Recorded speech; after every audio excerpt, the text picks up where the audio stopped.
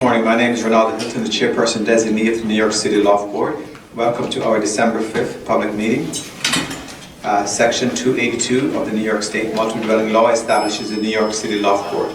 The board is charged with overseeing the conversion of inter-multi-dwelling buildings from commercial and manufacturing spaces to safe rent-regulated residences that comply with the minimum standards of safety and fire protection stated in Article 7B of the New York State Multi-Dwelling Law.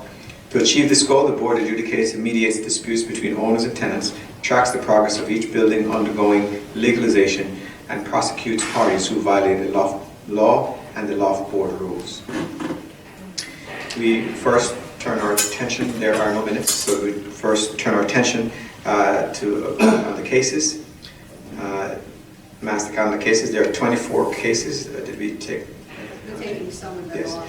We're actually tabling, or not taking, we're actually taking off some of these cases off that are there because they've been settled since this was prepared. However, all proposed orders are to owners who have failed to renew their registration. They are voted on as a group, and the cases are as follows. We're taking case number 1 off, so start number 2 is 191 Christie LLC, and the address is 191 through 193 Christie Street, Manhattan. That docket number is FO0808. Next is Camilla Shah, President of Condo Association. The address is 354 Bowery in Manhattan, and that docket number is FO0816. Next, Hamil Realty Corp., 209 East 2nd Street in Manhattan. That docket number is FO0819. Then 388 Broadway Owners LLC, and the address is 388 Broadway in Manhattan. That docket number is FO0820. Then Bridge Associates of Soho Inc., 533 Greenwich Street, Manhattan. That docket number is FO0823. Next we have Wang and Associates LLC, 145 Grant Street in Manhattan. That docket number is FO0825. 282 Nevins Street LLC at 280 Nevins Street, Brooklyn, and that docket number is FO0828. We're tabling the next case, which would be 99 Sutton LLC at 99 Sutton Street in Brooklyn. We're tabling that for another board meeting. The next is 20 Grand LLC at 20 Grand Avenue, Brooklyn. That docket number is FO0832. Then Sani Properties Corp., 169 Spencer Street in Brooklyn. That docket number is FO0833. Next we have 177 Water Limited Partnership, 53 Pearl Street in Brooklyn. That docket number is FO0834. Box Street LLC is being removed because that's been settled. The next case is 39 Ainsley Street LLC at 39 Ainsley Street in Brooklyn. That docket number is FO0837. Next is 657 through 665 Fifth Avenue LLC, and address is 657 through 665 Fifth Avenue in Brooklyn. That docket number is FO0838. Next is Avigdor Fund, F-R-U-E-N-D. That address is 276 through 278 Broadway in Brooklyn. That docket number is FO0839. Bias Rochelle Taffy Inc. is being removed because it's been settled. Then you have Gold Tillery Realty LLC at 170 Tillery Street in Brooklyn. That docket number is FO0842. Then Desa Realty Corp., 401 Wythe Avenue in Brooklyn. Docket number FO0844. Then docket number 450 Broadway Owners LLC at 450 Broadway in Manhattan. Docket number is FO0847. So we are not considering, because they've been settled, the following cases. 400 4th 2nd Street Realties LLP, then Columbus Property Management LLC, Columbus Properties Management LLC, and Columbus Properties Management LLC at different addresses. Those are being removed up to consideration. Is there a motion to accept these cases?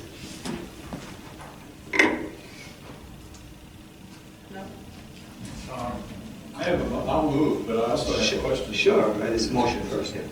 Yeah. Thank you, Mr. Delaney and Mr. Horowitz.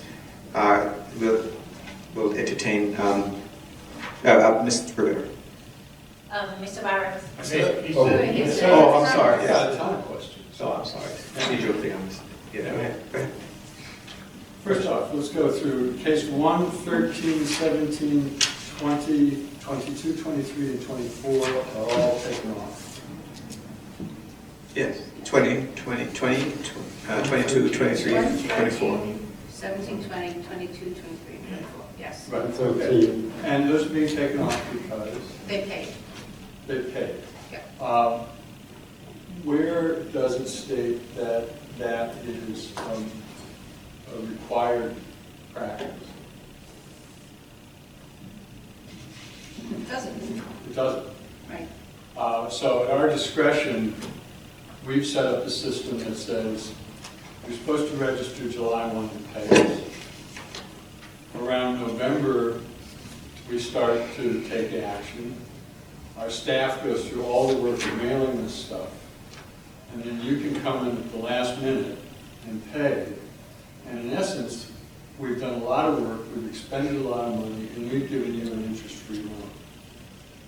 Well, they pay, it's not interest-free, they pay late fees. Oh, they pay the not terribly significant late fee, that's correct. But What did they pay? Did they pay that 20? Because I noticed that in some instances, some of the late fees were more than the $25,000 that we were charging everybody. So what did they pay, those people that came in? Well, it would be different for different cases, right? Would you They would pay whatever they owed, which was on their bill. But not the 20, but not the penalty that we had. No, if there were previous penalties, they would have paid those penalties too. Otherwise, we wouldn't have removed them. But there are some, monthly report fines, whatever fines and penalties were previously there, right? They would have had to have paid all of that in order to be taken off the list. But at a minimum, they would pay whatever the registration is, which is $500 per unit, plus late fees for this year, and if they still owe late charges for other years, they would pay that too. Like, if you look at 533 Greenwich Street, they never pay. As an example. They're also in bankruptcy, so. So, I guess my question is I guess, twofold. Number one,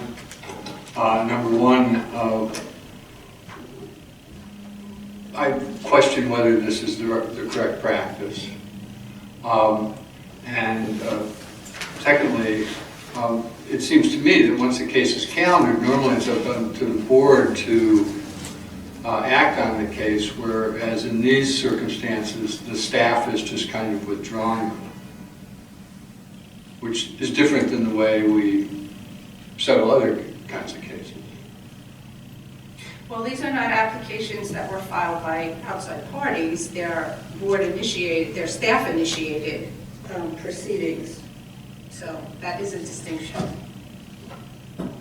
But I mean, if the board wants to discuss whether or not those cases should be removed and take a vote on that, I mean,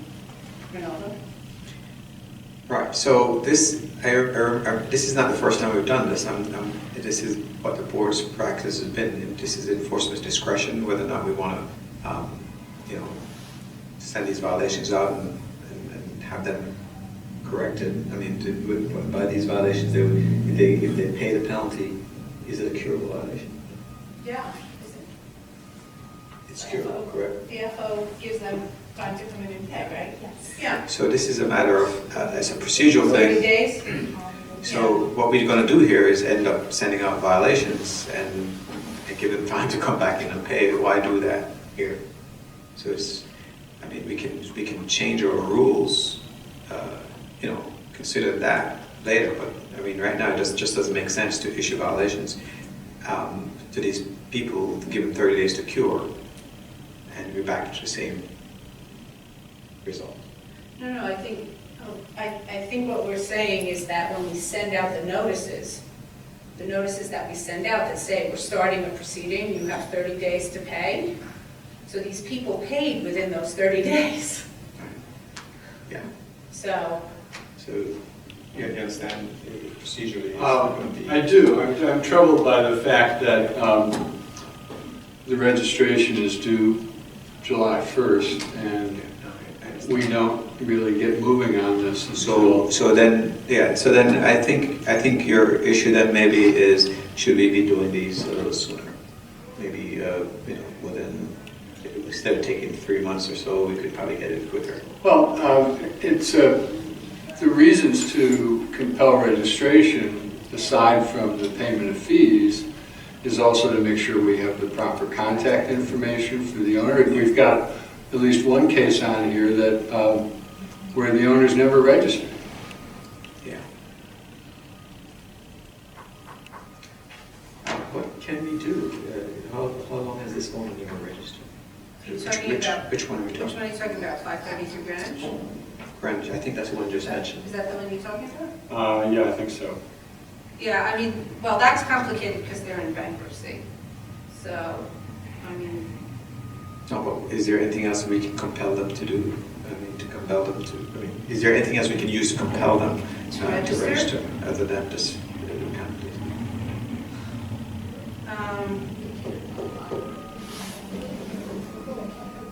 Yeah, they can't. they can't, I'm sorry? they can't do any work in the building, but I think that they're, That's going to suffer, you know, people are going to suffer there. I don't think anybody's suffering at 533 Greenwich. Although there were issues about heat last year. But I think they've done most of their work. I don't know, I mean, I would have to look into what other enforcement would be available. I mean, we could certainly send the debt over to the law department and ask them to collect.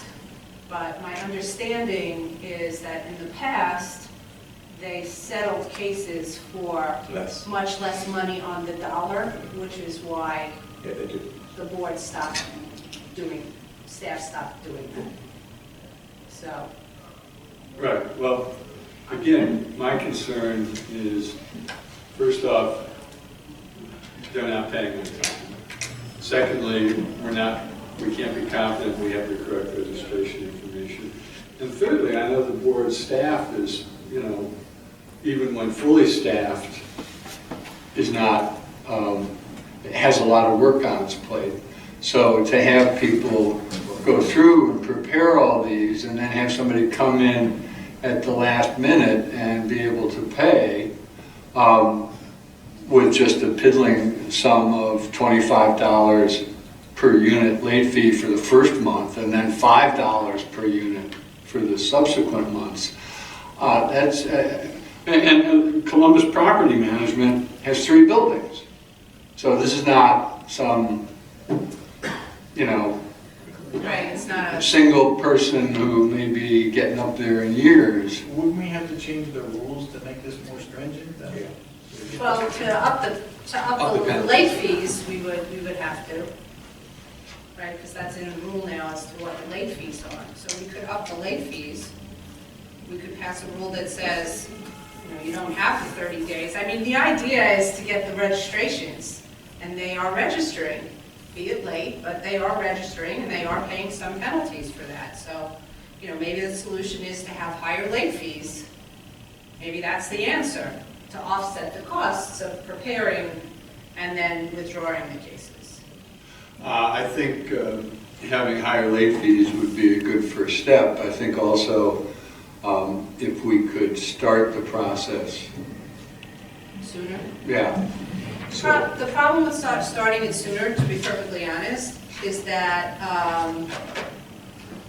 you have a lot more people that don't pay. So in terms of the work that we would be doing, I mean, we could start in September, because we usually do calls in August. If they haven't paid by August, then we have like a phone-a-thon in August to call up everybody and say, hey, get your money in. So we could theoretically start in September, and that would roll it back a month. We could do that.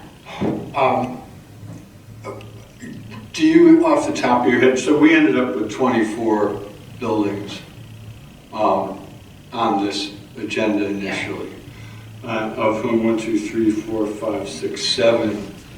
So over 25% of them came in and paid. How many do you think were initially delinquent, say, on July 15th? Oh, a lot. 100? More? More. Yeah, I mean, if you looked in the minutes, in my monthly reports, I actually said, we sent out the registrations, so many people have paid, and how many people are outstanding. So I have that information available, but not in front of me. Right, yeah, I'm not looking for precise numbers, just a rough idea. Yeah. So, it seems to me, I mean, frankly, I would, that we give them 30 days to cure after we send the notice is fair, but it seems to me then it would be good if we could find a way to send the notices sooner and raise the fines somewhat to begin to be commensurate with the amount of staff time that goes into this. Okay, so we'll look into both of those. So is the fine thing, can that be incorporated in our rulemaking? Raising the fees? In this current rulemaking? Can we not do that now? No, we're not asking to do it now. I'm saying, you mean today, I'm asking. No, I mean in this rulemaking. In this rulemaking process. I want to get through with what we have without adding things, because every time we add things, it's just going to take us that much longer. So yes, we should definitely look into it, but we need to finish these rules first. So we have a new law, and we need to change the rules in accordance with the law. And I think that's our highest priority. That should be the board's highest priority. Is there any? Does that mean it would happen the next rulemaking session? When you No, we say can that, continue I know rulemaking once these rules are at least published, these proposed rules. We could continue rulemaking and pick up all these loose items that we've been talking about and that we put off. So we could do that. after they're published, and then you After- pick up right, on it. right. Because they're small enough that. I think so, yeah. Yeah, but I want to finish this. I was just trying. Good point.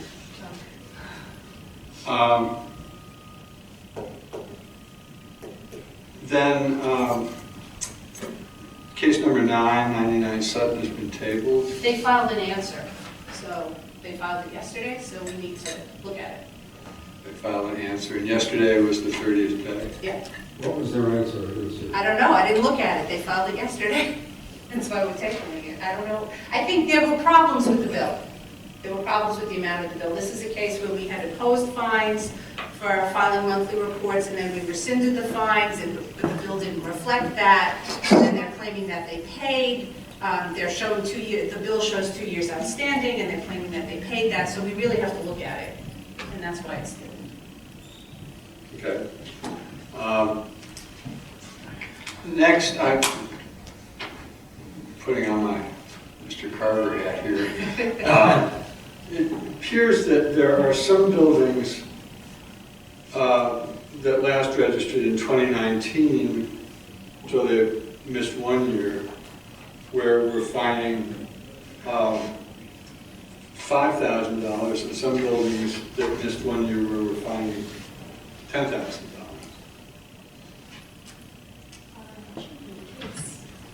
$10,000 would be imposed for those that didn't pay for 2 years. Right. Well, Royal Equities that got pulled was, yes, but the case I read, not knowing they paid, was a $10,000 fine, and it says it was last registered for fiscal 2019. There could also have been some violations that were not, or previous penalties that were not paid in previous years. So that would be considered a year in which they were not technically registered. Okay, so if we can look to different, that just because the last year I registered in 2019, it may be a clean issue, or there may be extra baggage from prior years that would cause us to levy a higher fine. Right. So not all 1 year, we do not view all 1 year delinquent necessarily as being equal. So there's a difference between paying registration fees and being registered. Right. In order to be registered, you have to pay your registration fees and any outstanding fines and penalties. So somebody who pays a registration fee but doesn't pay their outstanding fines and penalties is not registered, right? So I think Amy is saying that that's the difference. Yeah. So similarly, case 3, which is still on the agenda, Jamila Shah, 354 Bowery, they last registered for fiscal 18, but we're fining them $17,500. That again is for other factors. Right. Okay.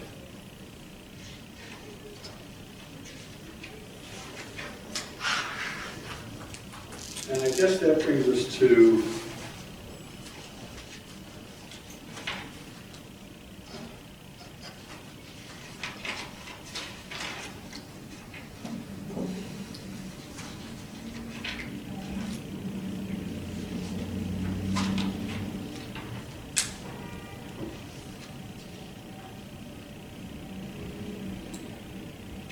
uh,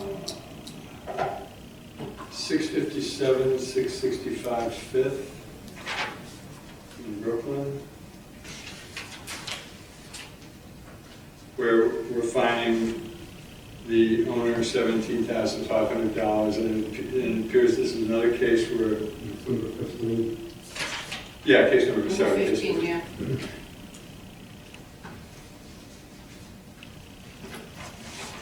So that should be the same situation if it says that they were registered for a particular fiscal year, but they had outstanding penalties from previous years.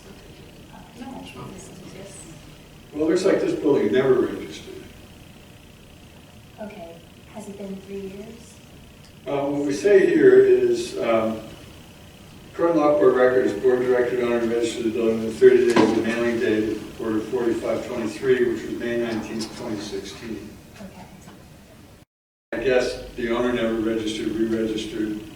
It has an IMD number because We we did it. we did it. So therefore, the owner's never registered. So in a case like that, we don't even necessarily have confidence that we have the right contact information. We have whatever information is available to us.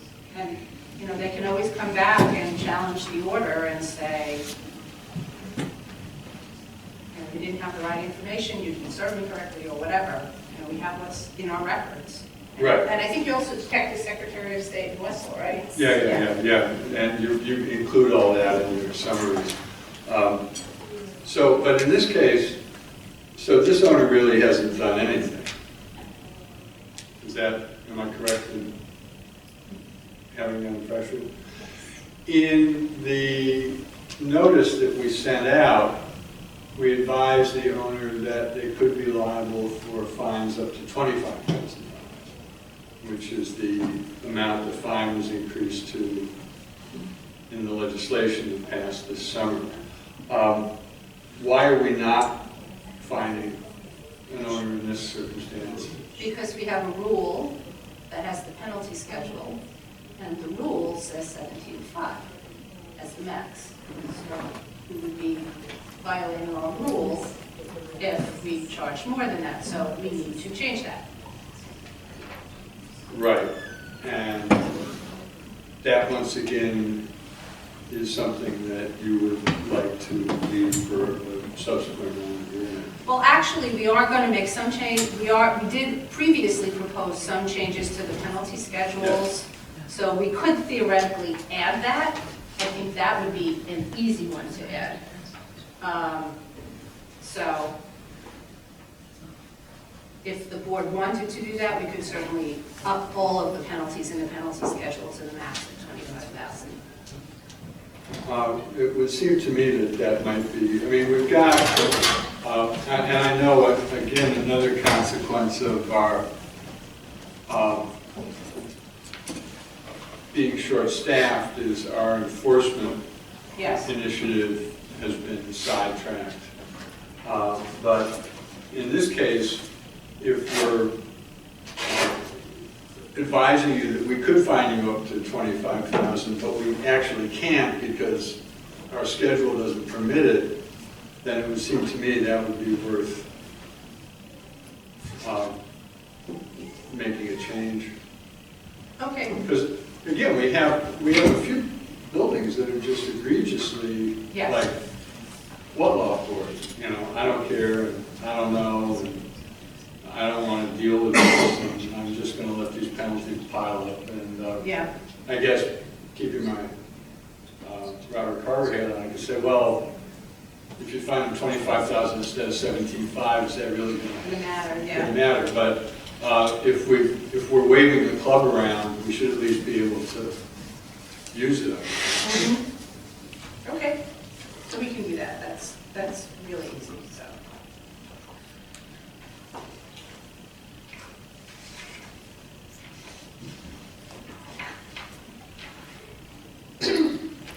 All right. Thank you. Are there any other questions on these cases? Mr. Rivera? Mr. Roberts, Yes. Mr. Rowe, Yes. Mr. Hernandez, Mr. Delaney, Yes. Ms. Torres, Yes. Chairperson Hilton. Yes. 5 in favor, 1 abstain, 2 absent.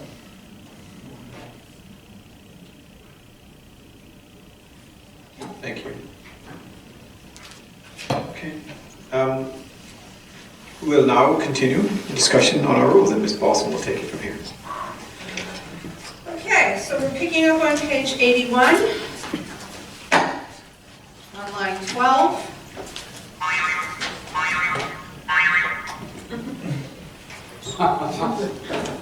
Okay. That's a good response.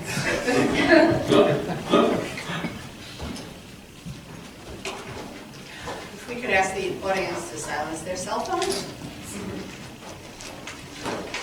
I'm sorry, where are we at? We're on page 81, on line 12.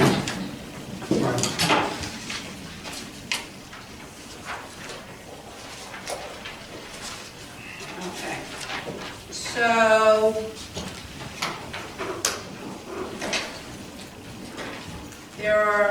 there's nothing on the rest of page 81. There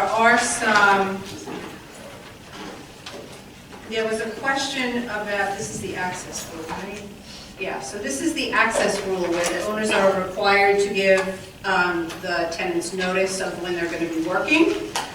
So the changes, what I highlighted, which is actually on page 83, was whether or not we wanted to change the notice provisions. So right now, the owner, if the owner is going to serve an access application because the tenant theoretically has denied access, the owner has to serve the occupant by personal service or certified registered mail return receipt requested with an additional copy sent by regular mail. And then the occupant can file an answer. So we changed all of the other notice provisions and service provisions to allow for electronic service. And when staff was discussing what to do with this particular rule, we thought we should leave it as is because somebody could be evicted for not providing access. So we were concerned about whether or not electronic service would be sufficient. We could add an additional requirement of electronic service, but our feeling at the time we were discussing it was that we should keep it personal service or certified registered mail. Sorry, but electronic service, you mean email, right? Yeah, Simple email, yeah. Yeah, I mean, we could also add to serve by messenger, et cetera, which we had done with all of the other rules. But I wanted to raise it to the board because it is different from all of the other ways that we're serving, but that was the rationale behind it. If the board wants us to change it, we could, but I would say keep personal or certified plus some electronic notification if there's electronic, an email address available. So, I agree with that. yeah. Agree with leaving it What you're and saying, just I mean, that add- makes sense if evictions and questions, that it would be certified, because people are all over the place. Yeah, either you're gonna hand it to them or you're gonna send it certified or registered, that's, Yeah, the email may also go in spam. Right. And you don't want to, this is a fiction, so. right. So, okay, so we will add to that, so it'll be personal service or certified mail return receipt requested with an additional copy sent by regular mail, and if available, an email address, right? So we'll add some language there.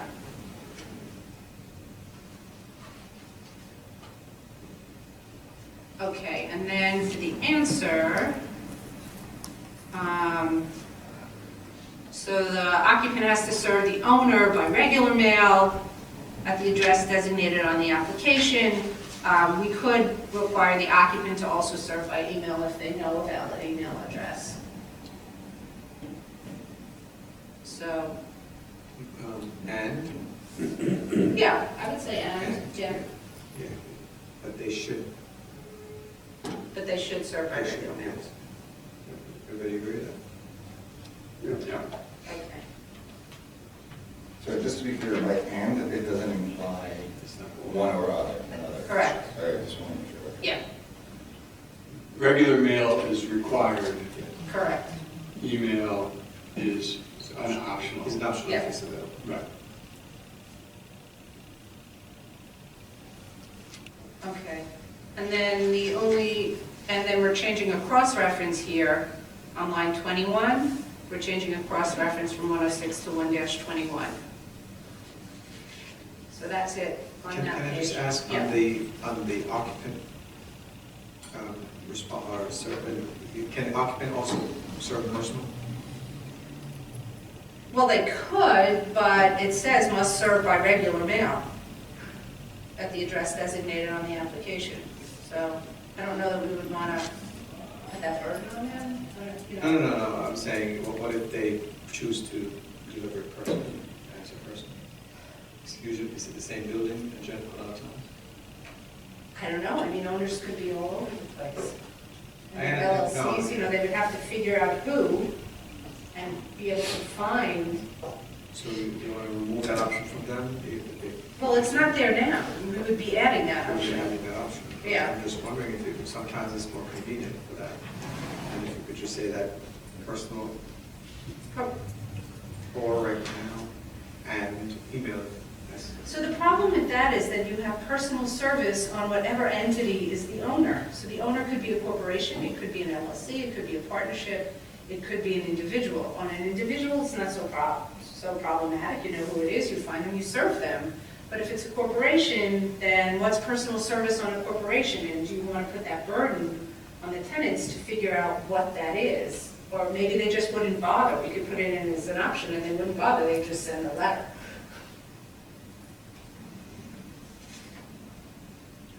So, you want to add it, not add it? So, okay. So is regular mail meaning it has to go to the post office, or Yeah. can they just drop it in the mailbox? No, just drop it in a mailbox, Oh. regular mail is dropping it in a mailbox. Okay, all right. Sorry, we're talking about the tenant side now. Yeah, the tenant side, So the answer. the tenant gets an email, and they have to give it, asking for access. No, the tenant gets an application filed by the owner saying, you did not give me access, and I'm starting a proceeding at oath. That's what we're talking about here, we're right past the access notices. Oh, okay. So then their options are by email, they can, Well, so how are they gonna answer? So right now, the rule requires them to file an answer, serve the owner by regular mail, so they send the owner their answer, and they have an affidavit or some certification that says, hey, I mailed this to the owner on such and such a date. And then we were talking about, and letting them use email if that's available, right? If they know of a valid email address for the owner, and I think a lot of tenants do. So we were talking about having them do two things if they want to, but at a minimum, they should do regular mail. And then the question was, do we want to give them the option of personal service on the owner? So that's kind of where we To are. me, it's just an option, so I'm just looking with. Well, at this point, why wouldn't they want to do certified mail? The tenants, Yeah. why would we want to ask them to do certified? I don't know, I just had to do it Maybe to close my business yesterday. I mean, just because it keeps a record, like I wouldn't. Well, no, they would have a certificate of mailing, but it's not certified mail, right? There's a difference between having a certificate of mailing that shows that you sent something, or certified mail, return receipt requested, right? Or registered mail. So those are both where you're getting something back. They can choose to do that, of course. Right. You can always Yeah. choose to do that for your own record keeping. Okay. But, But not making it. yeah, not making it mandatory. Okay. Good. Okay. All right, so we'll make those changes. And the only change is going to be add the email. Add the email, yeah. Okay. So on the next page, on line 1, the necessary and reasonable cost of bringing and pursuing a loft board access proceeding. I mean, you could just say pursuing an access proceeding, but we could leave it also. It's fine. That's on page 1 on page 84. So maybe we'll just leave it. On line 27 is a change in a cross-reference.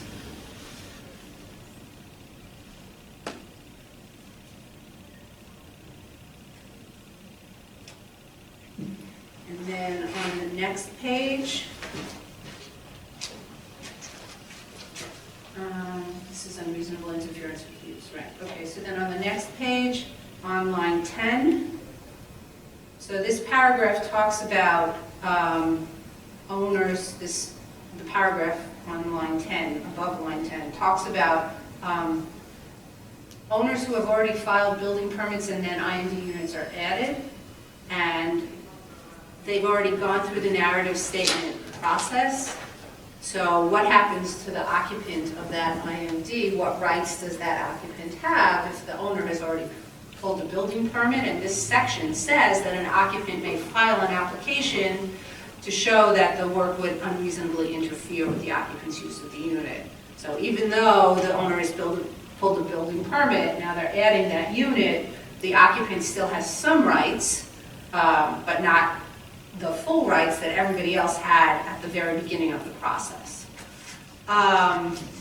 So the section says this subparagraph is not applicable to IMD units subject to Article 7C pursuant to MDL 281.5. So we're going to add 281.5 or 281.6, and that's because the next sections deal with 281.5 and 281.6. So on line 10, we're going to make it pursuant to NDL sections, plural, 281.5 or 281.6. So that's the change on that page. And then if we go to the next page, we have the additional sections for IMD units subject to MDL 281.5 as a result of the 2015 amendments. And then that's on line 1, and then on line 11, IMD units subject to Article 7C pursuant to sections 281.5 and 281.6 as a result of the 2019 amendments. And that language is just carried over from the sections before. It's the same language, but it's particular to those sections. Questions? You good with that? It's good, but I was just wondering, I'm not familiar with anyone filing unreasonable interference. Have you seen it? It doesn't happen that often, but yes, we've seen it. And Actually, we had a case, the Brigham case, where he filed for unreasonable interference with use.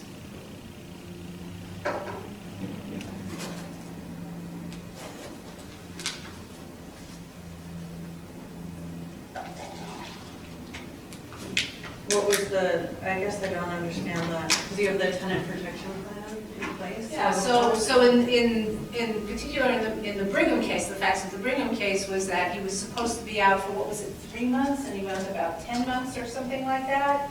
Yeah. And then there were a couple of other things. I can send, Oh, so but yeah, they took away 5 feet of the wall, and something else. There were 3 things. There were 3 things that he alleged. Oh, I thought, sorry, when you started, I thought you said it was for someone who's not a regular IMD tenant in the beginning. These particular sections Mm-hmm. talk about tenants who are in IMDs that are added after the owner has filed the O1 and pulled the permit, gone through the narrative statement, got certification, and after the owner has filed. But you asked in general about unreasonable interference with use. Anybody can file that at any time. Right, that's good for anyone, but Right. for this particular, I guess I'm wondering why they carved out this particular, so after, someone who did not participate in the narrative statement? It's not that they didn't participate, it's that it wasn't or not It wasn't. necessarily an IMD at the time. So let's say, for example, you have an IMD, we have a building and there's 3 covered units, but somebody else files a coverage application. In the meantime, the owner is proceeding with legalization of those 3 units Right. and filed the alt one. There was a narrative statement. We issued certification and they pulled their permit and they're starting to work. Now the 4th unit is granted coverage. So what are the rights that that person has? The owner's already working. So I think the rationale behind this rule at the time it was enacted, Chuck, you can correct me if I'm wrong, is that we want to give them a say, but we don't want the owner to have to stop legalization if they've already pulled a permit and are working. Mm-hmm. So the way that the vehicle that was used to do that was to allow them to file an unreasonable interference with code, an unreasonable interference with use application. And if they don't want to take it that far, if they just want to understand what's going on in their, Well, the owner's going to have to amend the plans to include their unit, right? So, Yes. I mean, clearly there's going to be a discussion regardless. And ideally, that's the best way to deal with it, is for everybody to sit down at the table and say, well, here's what we think we need to legalize your unit. Right. And for the owner, for the tenant to say, well, I think that's good, bad, whatever. And for them is to- that component, sorry, because it feels like it don't come up a lot now, like the 2019 It law. should. Well, I mean, a lot of people would be added in. Could be, yeah, they'll be adding So buildings do that they, are already on. and the narrative statement may have already happened. And Right. might Right. be on its way, so when we get a new application is there automatically a conversation? Is there a venue for a conversation? Or do they have to file an unreasonable interference to be able to have a conversation with Loft staff? I don't know that we've really come across it. I have not come across it, where we've had an active permit and the owner's working and then a unit has been added. I haven't come across that scenario. Certainly, if everybody wanted to sit down and talk, we would facilitate that. Because why make somebody file an application? It's a hassle for everybody. Right.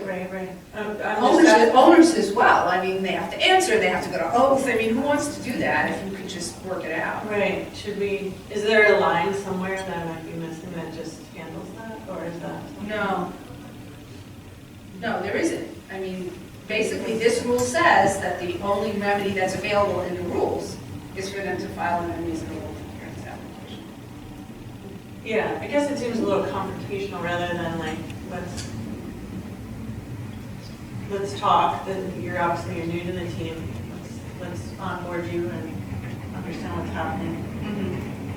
Rather than a negative of like unreasonable interference. It seems like we need there to, I don't know. Anyone else understand what I'm saying? If there's a way to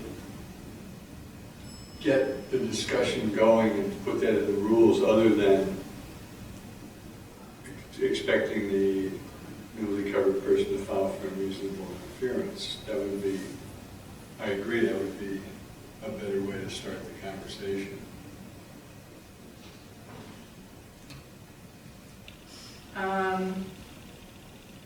I mean, I guess we could add something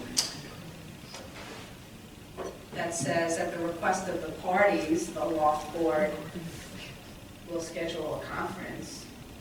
I'm not against doing that, if that's what you want. That conference means just a meeting? What's the Yeah. Yeah. I would think that. Do you understand why? That would be helpful. If someone's in a building and they've already proceeded, but now they're joining with the 2019 coverage, and they want to know what's going on in their apartment, that they would be allowed to have a meeting. Rather than an unreasonable interference claim.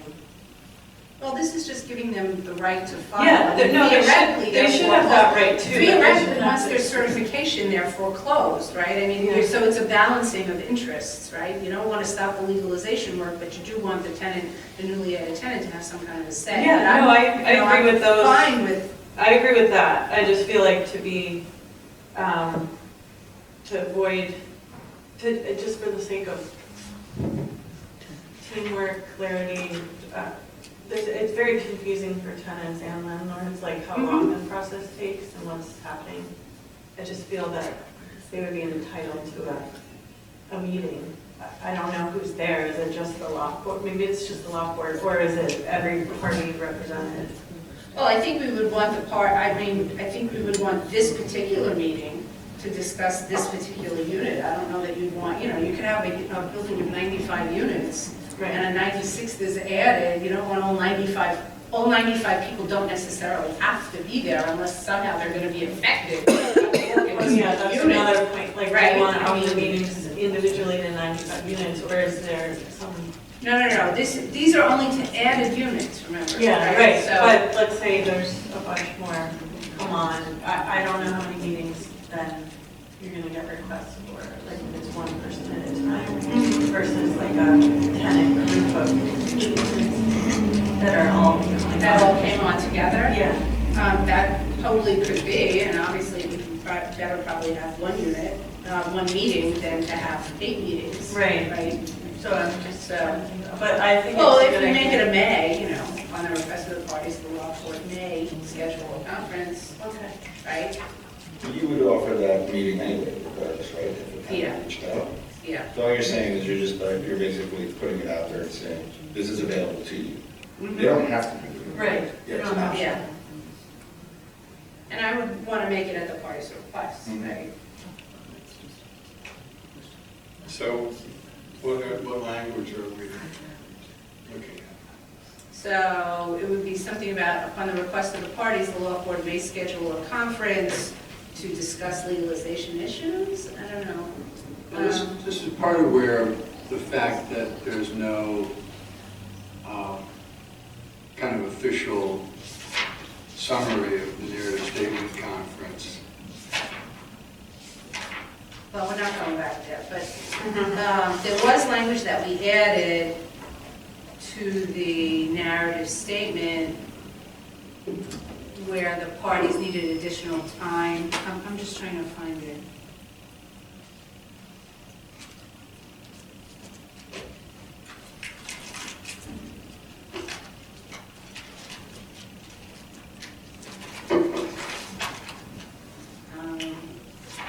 add something to the narrative statement process that would have similar language.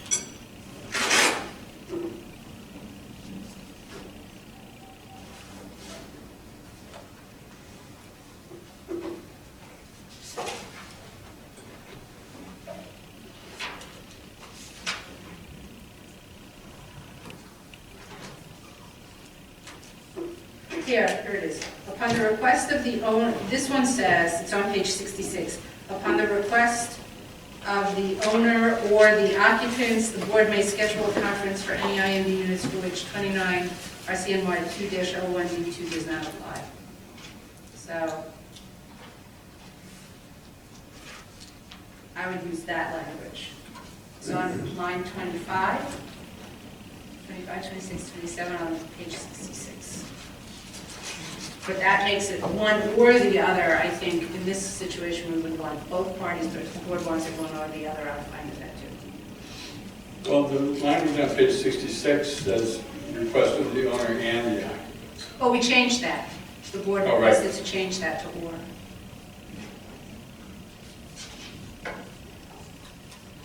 So I would use that same language.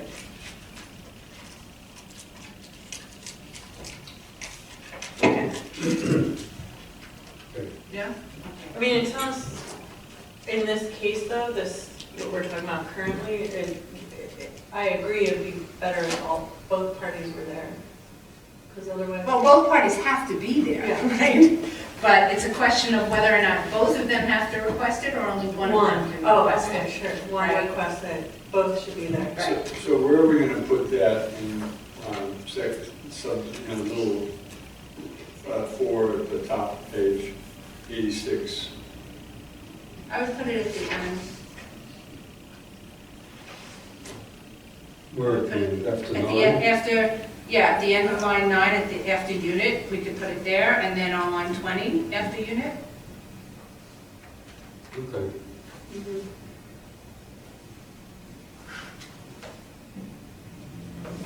So And we want it to be an or? Yes. Okay. One more time, can you read it? Sure. Upon the request of the owner or the occupant, the board may schedule a conference for any IMD unit for which 29 RCNY Section 2-01D2 does not apply. And that's these people, actually. That's a cross-reference to these people.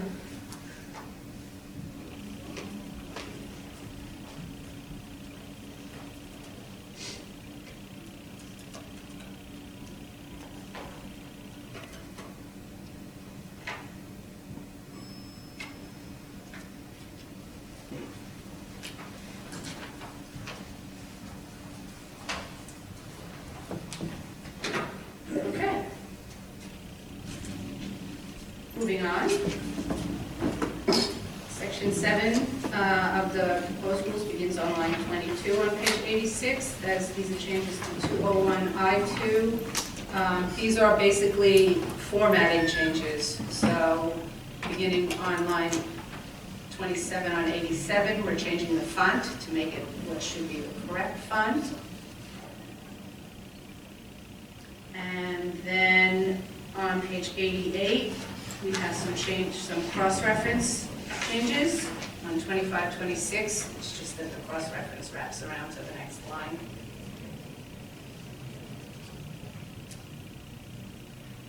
Same thing on page 89.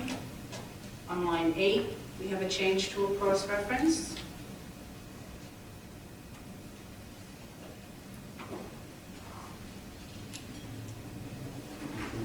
And then nothing on the next couple of pages.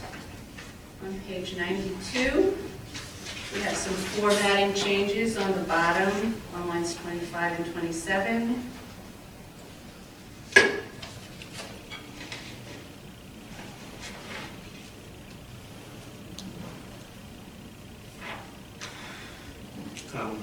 Yeah. Okay. The type of, I guess you're going with Karen. See the difference? Oh, sorry, go ahead. We're changing 1s and 2s to A's and B's to conform with what's above it. You know, like in a, On line 16, Why suddenly is him? That's how it reads now. Executive director takes any other relevant information to assist him Yeah, and making his recommendation. making his. Yeah, I know. You want to change it? Yeah. Okay.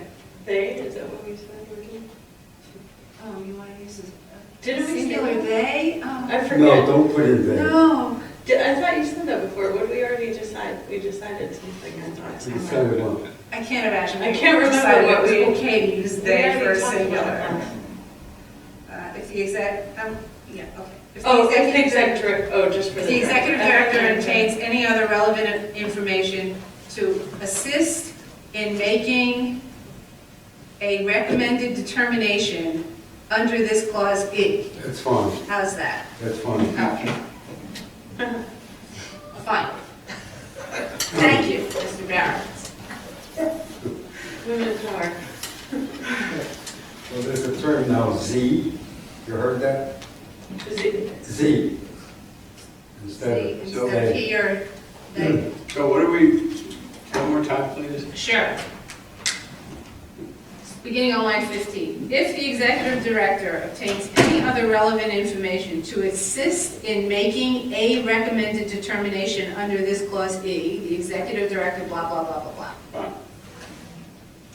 Fine. Okay.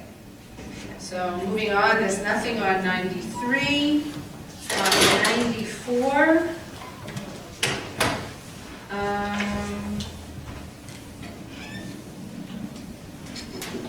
There's nothing on 94.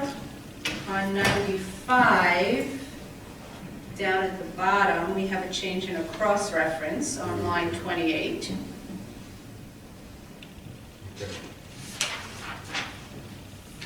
And then nothing until 97. So on 97, on line 2, we have a change in a cross-reference. On line 4, we have a change in a cross-reference. And then on line 15, we come to monthly reports. And the board had expressed interest in discussing whether or not we need them to stay monthly, or should we make them quarterly? So this proposal is to make them quarterly, with the board requiring the owner to file additional reports if necessary. So sometimes we do actually want them to file additional reports if they're asking for loans or whatever. We might want to ask them for an additional You report. want to strike monthly in line 15 or not? Well, change monthly to quarterly. All right, it's not struck. Oh, yeah, it should be, yeah. Okay. Okay. But it's in brackets, which is how it would be in rule form. So is the board okay with that? Can I just ask, I don't remember when we last talked about this, or Yeah. if this goes back Yeah, a long over a time. year. Yeah. So can you just quickly state, monthly sounds like a lot of reports. I don't It is a know. lot of reports. But quarterly, you're saying quarterly doesn't cover you necessarily for a certain building? So, I mean, once we've issued certification, theoretically, the owner is supposed to file reports with us monthly to say, here's the progress that we've made. And it's got to be signed off by an architect. It's very burdensome on the architects, on the owners, on the staff in terms of processing them. And how many are actually doing the monthly report? I don't have those statistics available, but it's whoever has gotten certification, they're supposed to be doing it. And we had issued several rounds of violations for failing to file monthly reports. We had done at least 2, maybe 3 rounds of violations for owners that were supposed to. But I'm sure it's well over 100. I would like to think it's over 100 buildings. It may be closer to 200, but I would have to check. Okay? So, having everything come in monthly and processing that is very burdensome, and I think everybody kind of agreed with that. The reason that we want it is because we want to keep the owners moving, but we could check quarterly as well and see whether or not they're making progress. But we want to keep open the option, if they're requesting a loan note or an additional certification, file a PAA or whatever, want to be able to ask them to file a report to say, you know, because let's say the last report was in January, and now it's the middle of March, and they're asking for a loan, but we don't know what's happened in between. We want to be able to say, well, file a monthly report so we can see whether or not you've made any progress, and we'll see. So that's how this is drafted. So it's changing it from monthly to quarterly. First business day of January, April, July, and October. And we can ask for additional reports if we want to. So that's how this is all structured, and that's from months Okay. 15 to 23. 23. And you think that is a good sentence there? It's not too vague. Loft board may require owner to file additional reports. Just leave it at that. Yeah, I think that's fine. Okay. Yeah. So, Sounds good good. with that? Okay. So then on the top of the next page, on 98, I didn't actually make these changes, but we're going to have to. So, beginning on line 1, the executive director may issue a fine, etc., for failure to file the legalization report for each report not filed on the first business day of, that should be each quarter, right? So we need to change that. And then in the next section, the filing of a false statement in a quarterly report. Well, we could just say in a report, actually. Let's just cross out monthly and say in a report may result in fines in accordance with, for each false statement in the report, because that would include reports that are additional reports as well.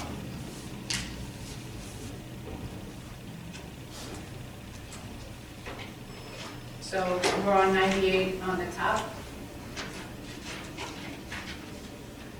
So subparagraph D would read, the executive director may issue a fine in accordance with 29 RCNY 2-11.1 for failure to file a legalization report for each report not filed on the first business day of each month, each quarter.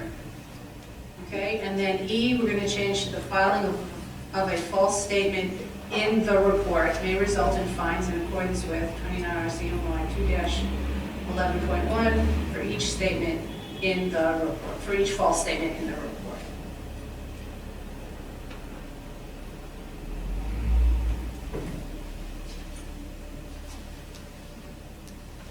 You good? Okay. All right, so in the harassment rule, this is, my notes here just say we're changing cross-references. The cross-references begin on page 99, on page 100, on line 2, 15, 17, those are cross-references.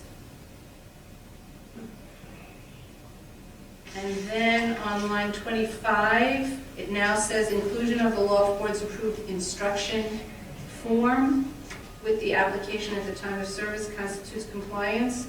It should be the Loft Board's answer form, because they're required to send an answer, not just the instruction form. They're required to actually attach a copy of the answer form to the application.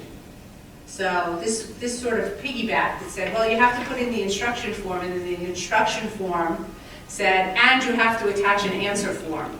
And it seemed to me that that's not very transparent. You have to look somewhere else to find out what you need to do to comply with the rule. So it should say what we want them to do is to put in an answer form so that the tenant has the form that they need to answer. Well, it certainly needs work. That 24 and 25 makes little sense to me. Inclusion of the Loft Board's approved answer form with this application at the time of service constitutes compliance with this paragraph. Right? So it's how to file an answer. Well, should we have put in approved D or an answer form?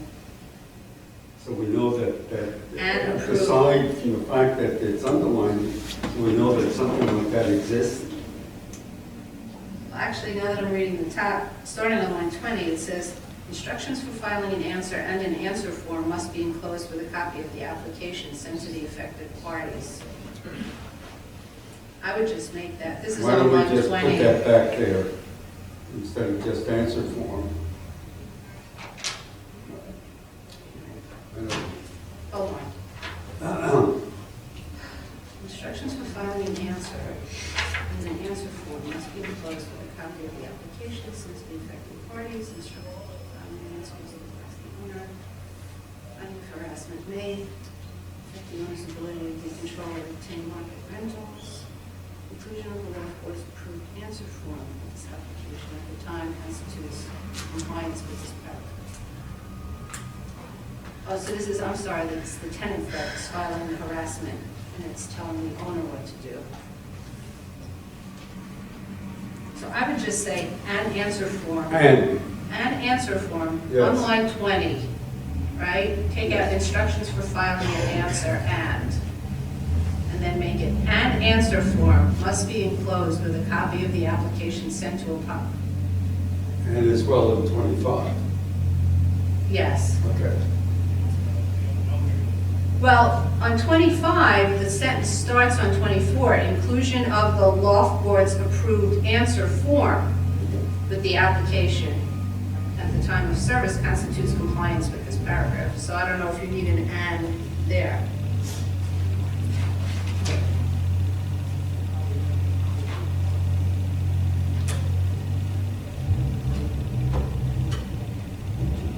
So do you want me to rephrase that? It just makes it clear, that's all. It doesn't matter. Inclusion of, oh, I see, so we'll take out inclusion of, we'll take out the loft board's approved, right? Inclusion of an answer form.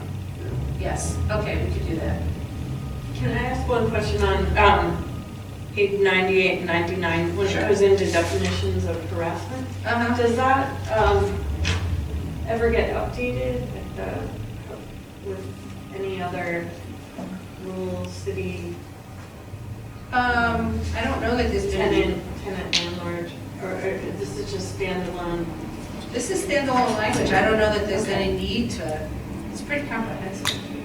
Yeah, I just didn't know if lawyers refer to some other kind of, like in our city with tenant landlords, is there some other harassment definition somewhere else? It's just this. I'm sure there is, Yeah. but I don't know where. I mean, there must be something in, like, in state laws or something like that. Because we have this like clear This is one of the definition. smart. Yeah, we have this definition section and then we're defining within this part here on harassment, so it's just like a Yeah, little unusual, but. But here, I think we really need to keep it here, because this is like a standalone thing, and it has a lot of ramifications, so. How does our definition of landlord and occupant comport with the definitions? We don't have a definition of landlord in the front. Occupant, unless otherwise provided, means a residential occupant eligible. Hold on. It's the same. The definition for occupant is the same. We don't have a definition for landlord up front in the first section. I guess we should, right?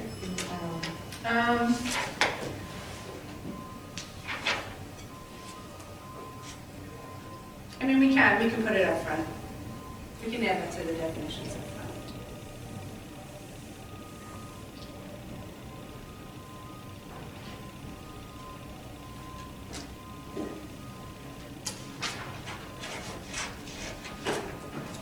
Okay.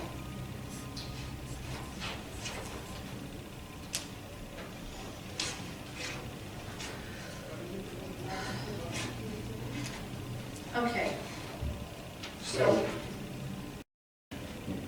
we're going to put landlord and occupant. Well, occupant is already there. We're going to put landlord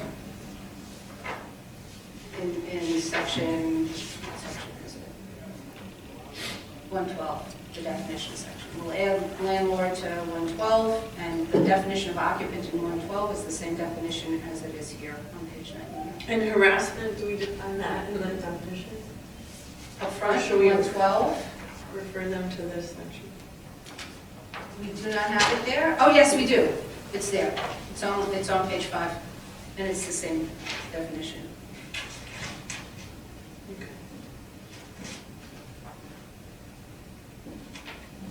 So now in definitions, we've got owner and landlord. Right. Oh, Yes.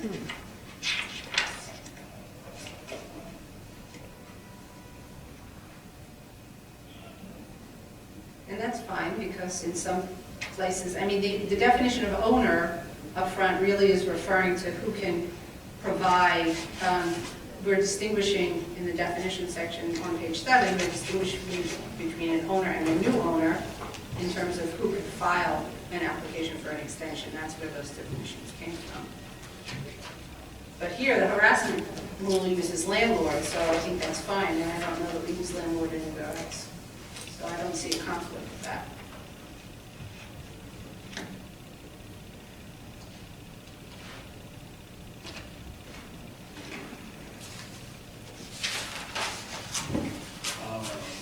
Responsible party.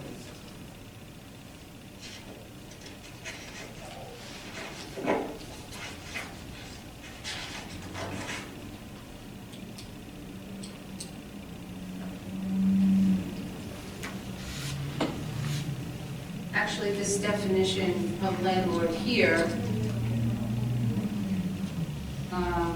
is closer to the definition of responsible party, which is on page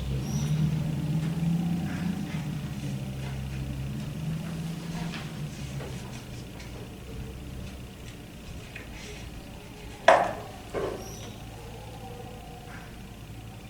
But I think for the purposes of this rule, the term landlord as it's defined in this rule is good, and we should leave it.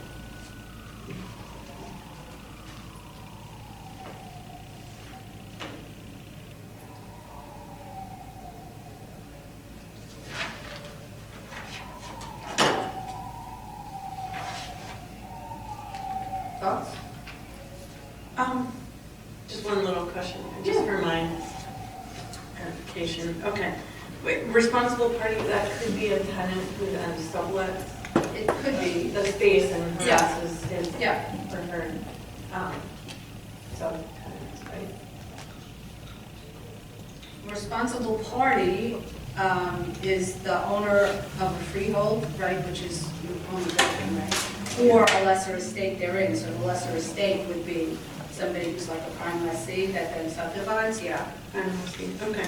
Would you make that more specific than responsible party? Well, responsible party we used in other parts of the rule where we wanted to encompass other people without just saying owner, because we had a question about, well, we had a case where it was, really it was all a sham, as it turned out, but it was a prime lessee, like a net lessee, and then that net lessee transferred to another net lessee, but actually it wasn't an arm's length transaction. They were all related to each other. So we had some issues with the concept of owner and new owner, and that was why we made the distinction up front. So responsible party we were using as a larger term for where people who are responsible in the building need to do stuff. Yeah. That's why we came up with the term responsible party. I like that term because I do know of cases where it's a prime lessee that's overcharging or acting wrong. And I just want to make sure that the definition is wide enough that a subtenant can tell the loft board that That they're being harassed by a prime lessee. Yeah, well, if you look at the definition of landlord on page 99, it says the owner of an IMD, the lessee of a whole building,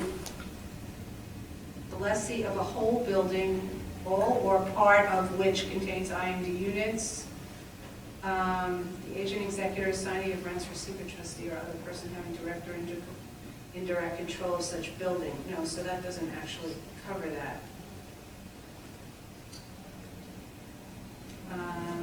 It may be in another section. I don't like the term, but anyway, I go along with that. I mean, we're pinning on whoever the primacy is as a responsible person, party, but then the person said, well, I'm not responsible. And then where does that leave us?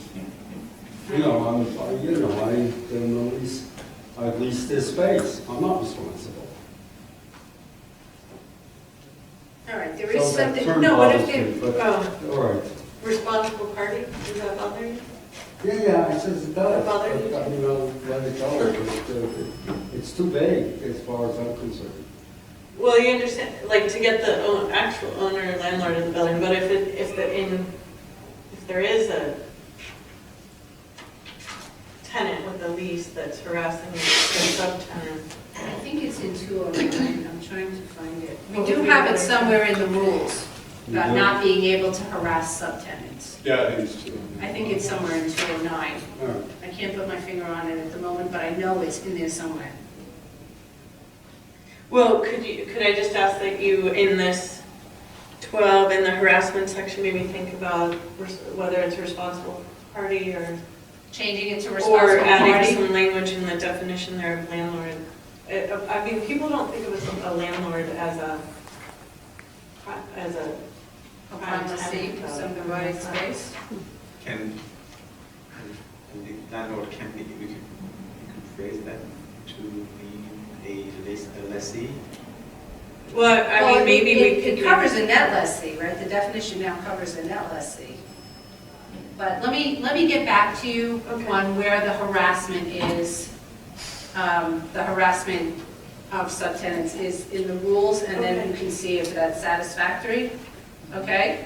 Yeah. So if we don't have to change this, I think that this rule works well, and if we didn't have to change it, I would prefer not to. But as of now, I mean, we just ran into the definition section showing responsible party and a landlord definition that are, Yeah, we've now- Similar in but different. definition, we've now got owner, landlord, responsible party. Yes, we do. But landlord, if we don't put it up front, landlord would only apply to this section. So, really? yeah, Is there- yeah.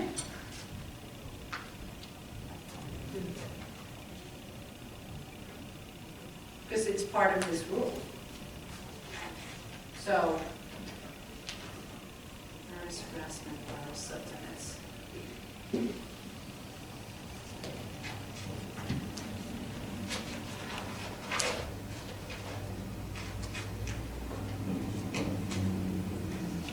All right, so let's hold off on whether or not we're going to add that up front, and I'll get back to you on the issue of the harassment of Okay. subtenants, okay? Just before we leave, occupant in the definitions as an extra residential occupant eligible for or qualified for, whereas here it's just qualified for.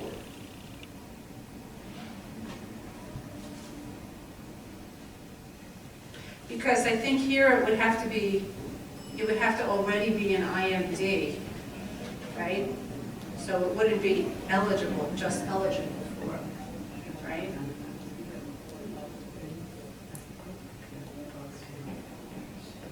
Okay.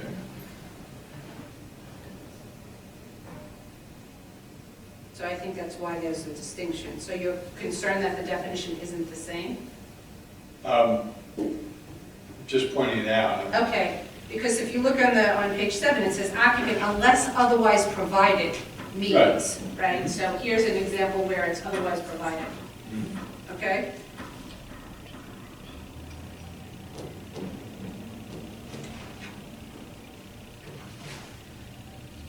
Okay, so going back to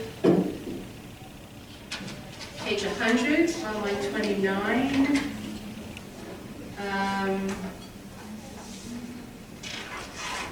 So we have 5 copies of the answer with proof of service shall be filed. So it really should just be copies of the answer with proof of service shall be filed, because we're no longer requiring 5 copies. We're requiring 1 electronic and 1 paper copy. So I don't think we need to have 5 copies. So we're deleting 5 copies and just making copies of the answer.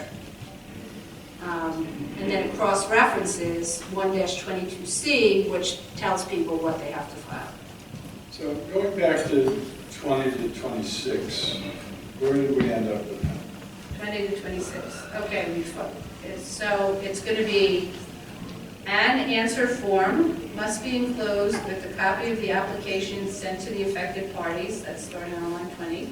Instructions for filing an answer must advise the owner that a finding of harassment may affect the owner's ability to decontrol or to obtain market rentals for the covered IMD units pursuant to MDL 286, 6, and 12.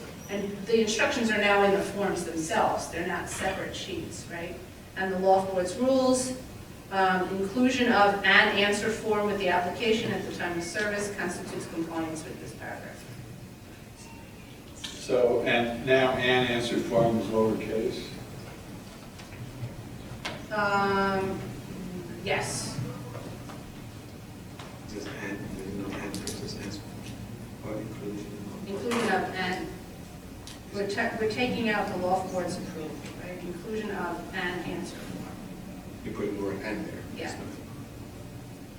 And making the capital A. So a little weird with, is the name instruction form? What is it? It said instructions for filing an answer. So, and it was a separate document from the answer form. Oh, okay. So you would have to file an answer, you would have to get 2 documents, right, to figure out how to do this. So one of the things we wanted to do was to have the instructions as part of the form. And that's what we did. Okay. Doesn't that make more sense? I mean, like, Yes. if you get a form from the IRS, you don't, the instructions aren't somewhere else, they're on the form, Right. right? I mean, There. Something attached. Yeah, there are more instructions sometimes. So. yeah, okay, but, you know, I mean, to me, it made no sense that you had to find another document to figure out how you needed to fill this in. Put the instructions right in the form. So if a landlord asks you, I need an answer form, we get the. It's on the website and the instructions are in the form. What's gonna happen when we have the fillable PDFs is a different issue, but we're not there yet. So, because the instructions are gonna be separate, it's a separate click from the form itself, so that you can have the instructions open and the form open at the same time. So the PDFs have this feature where you have each line that you got to fill in. Oh, A little- you can have a little info button. Oh, yeah. Over. Oh, good. Does do it have to make this one? Because it'll take a lot of time. So the forms are actually already done. Okay. And we have one form already that's a fill-inable PDF, I forget what one it If we do the forming here, so then they'll just adopt it. is. Yeah. We don't have to ask them to create it. In fact, we haven't. We created that, yeah.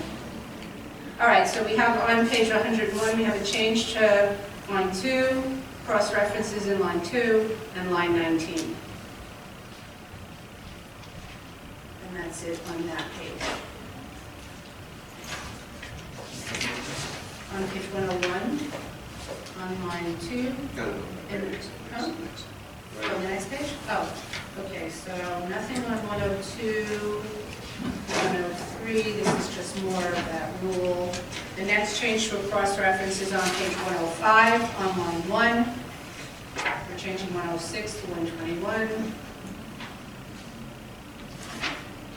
On page 106, no, I have to take my glasses off, it's much harder to read. On 106 on line 3, we have a change to a cross-reference. On 107 on line 12, we have a change to a cross-reference.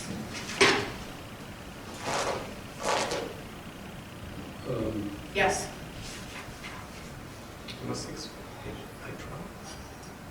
On 106 line 3, we have a change to a cross-reference, and 107 line 12, we have a change to a cross-reference. So what's happening on line 5 and 107? Line 5. On 107? No, that's underlined because those are links. Okay. So So that's not a change to a cross-reference, that's the way it already reads. So I'm going to have to fix that before we actually publish it. So.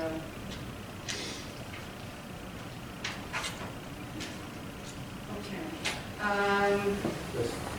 Yes, Ms. Barrett. No, I can't find it.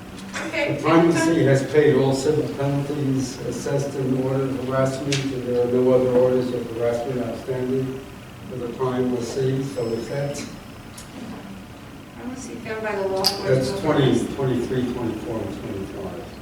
On which, oh, Say it. 107, 107. 107. Oh, so maybe this is where it is. Yeah, up at the Yeah. top, 3 and 4. 20, on one, yeah, so on 106, here it is. Oh, we found it, okay? On 106 on line 15, it says harassment by prime lessees. So this is all about the harassment by prime lessees. Okay, so the Loft Board may grant such relief if it finds that, since notification of the order, the prime lessee is not engaged in prohibited conduct, the prime lessee has paid all civil penalties assessed in the order of harassment, and in order terminating a prior Loft Board finding of harassment by, oh, yeah. So what's your question there? This is about terminating harassment finding.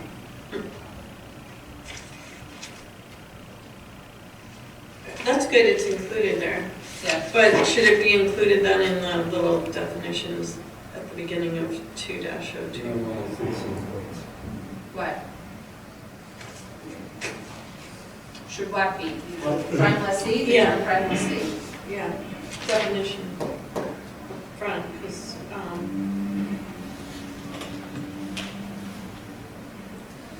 Okay, so.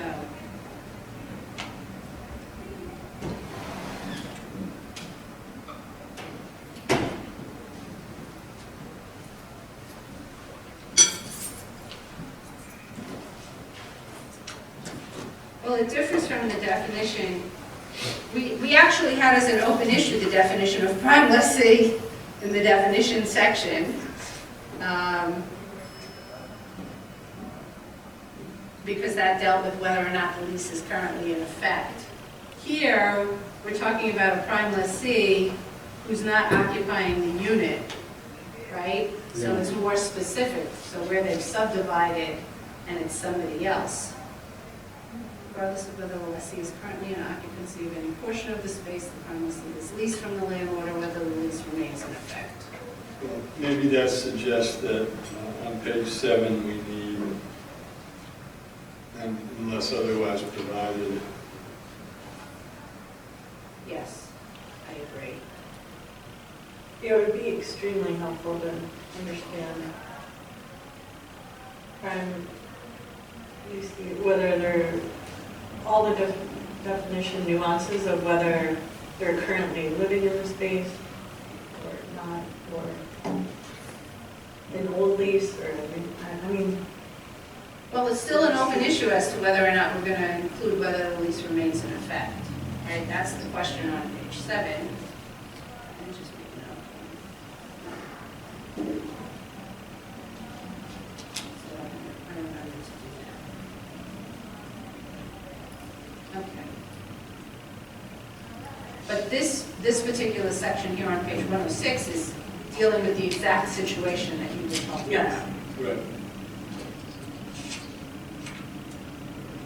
Which brings me back to Mr. Borowitz's question. What was your question? Good. You sure? Yeah. Okay. All right. So then, moving on to pages 108 and 109, this is again, we're changing cross-references. So on line 21, on page 109, is a change to a cross-reference.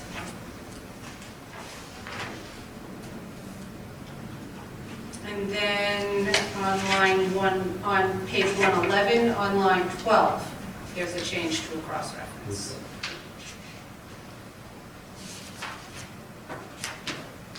Well, we're more than halfway through. And actually, we've done some of the other stuff because we already did 208, so.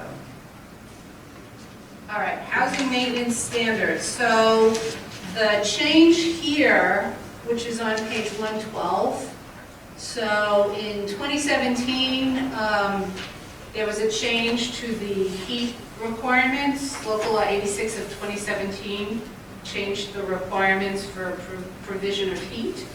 So these changes in the little chart and the text above it on page 112 are to incorporate those changes into our rules. We never changed our rules. So, It was local law 26, isn't it? 86 in 2017. 86. Right. Now, this applies to all lofts. Well, this applies citywide to every residential building, but yes, this applies to Okay. all of our covered buildings. Okay. So from 6 a.m. to 10 p.m., if it's below 55 degrees, the temperature inside is supposed to be at least 68. And from 10 p.m. to 6 p.m., regardless of the outside temperature, always at least 62. That was the change.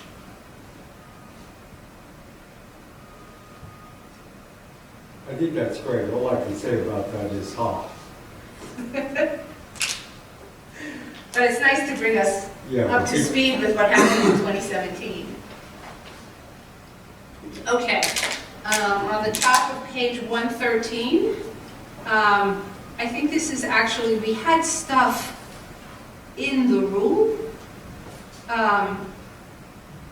in the current rule that should have been struck and never was. So section B, starting on line 1, the following instructions constitute the procedures for registration of buildings, structures, or portions thereof pursuant to MDL 284-2, that's fine.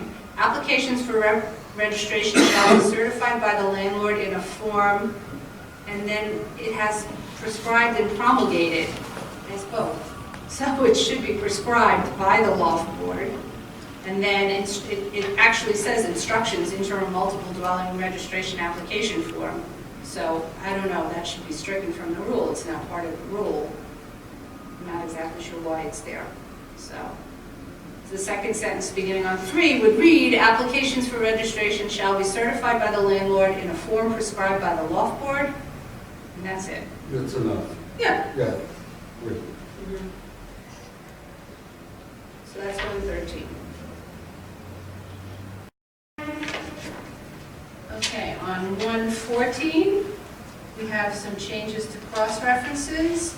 On line 14, on line 24, on line 29,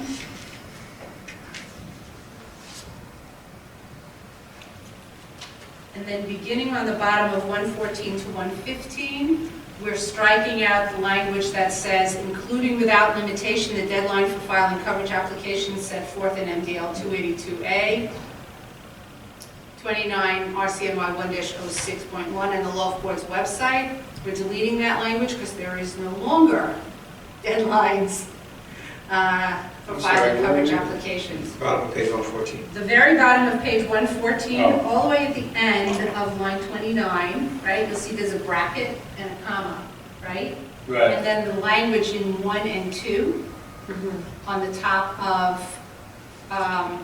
page 115, we're striking that because there's no longer a deadline, there's no longer a 106.1 and the Loft Board's website, right? So there is no longer a deadline for filing coverage applications. And so it's stricken through the word website, and there should be a closed There bracket. should be a closed bracket there, yes.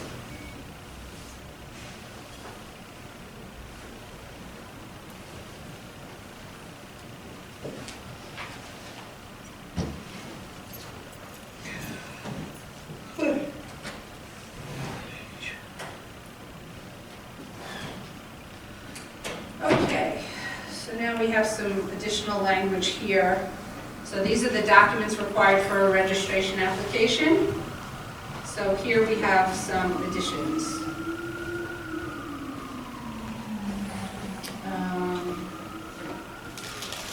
Beginning on line 13. It's actually, it starts on line, at the end of line 12. It's III. For registration applications filed pursuant to MDL 281.5, right?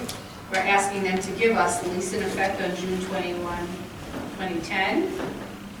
And if no lease existed on June 21, 2010, the owner must attach a signed statement of the rental. Okay? And then we're adding on 17 through 21, 4 registration applications filed pursuant to 281-6. The lease in effect on June 25, 2019, if different, and if different is from the current lease, right? And if no lease existed on June 25, 2019, the owner must attach a signed statement, so that just mimics the information that's above for 281-5. And then, so we're clear through line 21? Yes. Okay. And so then we're adding, again, for the commercial, manufacturing, or industrial activity in the building on June 21st, 2010 for applications filed pursuant to 281-5, or June 25th, 2019 for registration applications filed pursuant to MDL 281-6, right? So we didn't need to have that before, now we need to have it, because we have a new window period. Same thing on 26 and 27, and 29, and on the top of 116.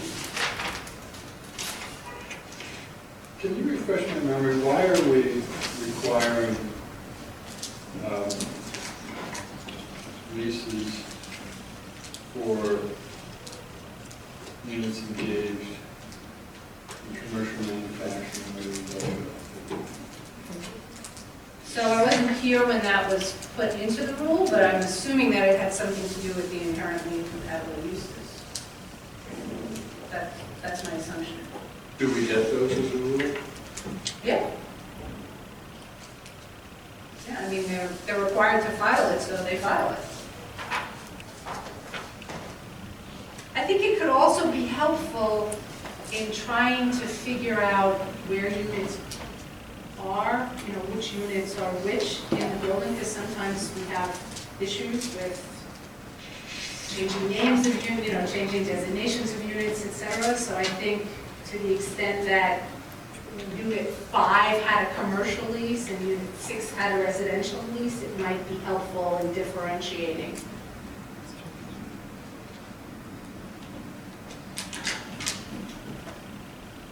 Okay, so that brings us to page 116. Okay, so let's see what line 6 is.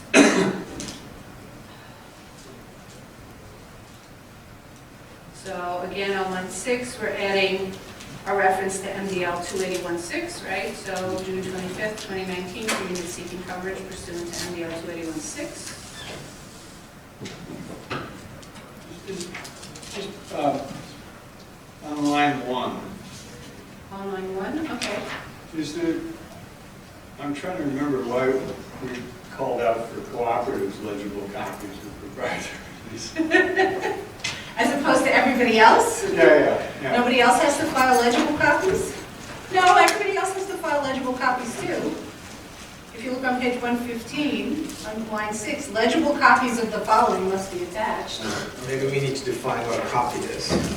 Or There's one that is legible. I can tell you that, having looked at some of these leases, legibility is an issue.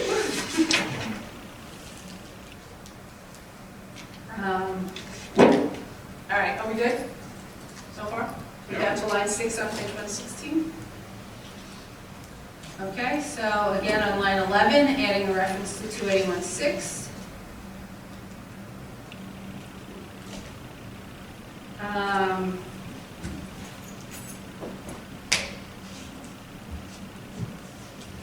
So this is a change to the incompatible use.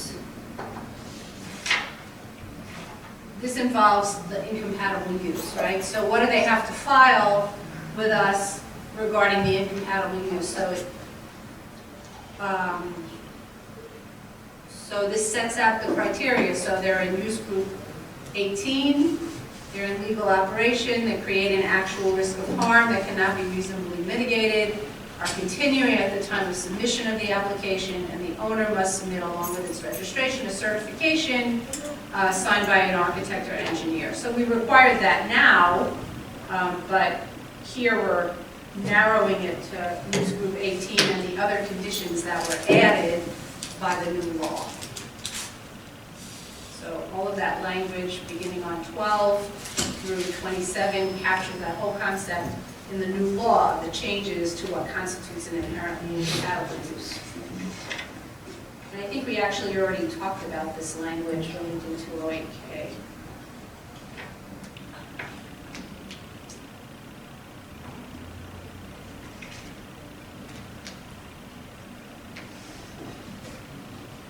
So we good? Is it just a graphic issue there with the space between 23 and 24? 116. So, one of the issues that I have with all of the indents is that, you know, the sentence that starts on, the clause that starts on 24 is actually a continuation of the rest of the sentence. So, I guess any party should be indented, right? The New York, on line 19 and line 23, that stuff should be indented, and then the rest of it is part of the continuation of the sentence. So here are some of the things that you have to have, right? And then the owner has to submit, along with its registration, a certification that talks about all of those things. Could that become its own sentence? I guess it could. Hold on. Current use claim and those uses. Okay, we would have to revise it.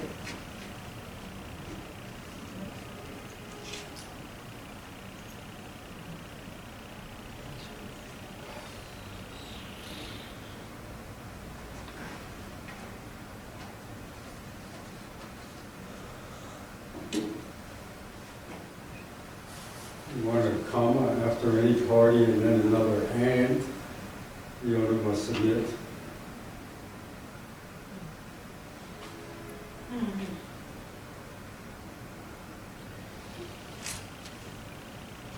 Well, we could move the lines 24 through 27 up to 23. 7, I would move it up to 17. Okay?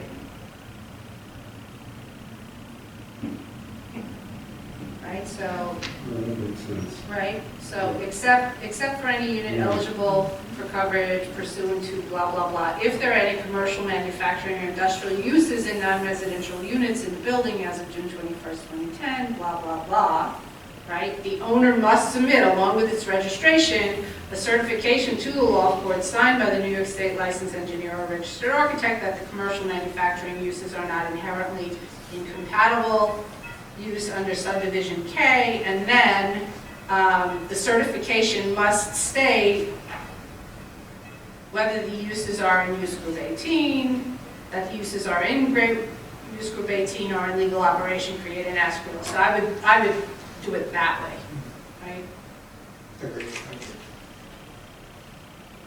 Okay, so this is going to go up here.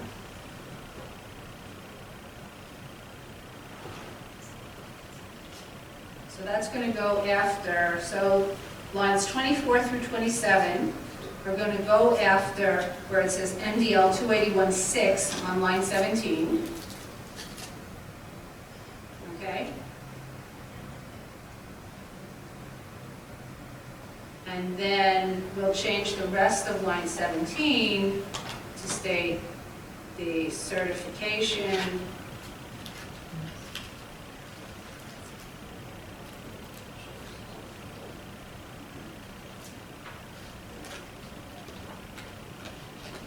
must include whether, whether the uses, So the only other thing I would ask is that Yeah. on line 12, that Roman numeral 5 being not there, it should be. move it down It to, should be, yeah, just like the rest. yeah, indented, yeah, okay.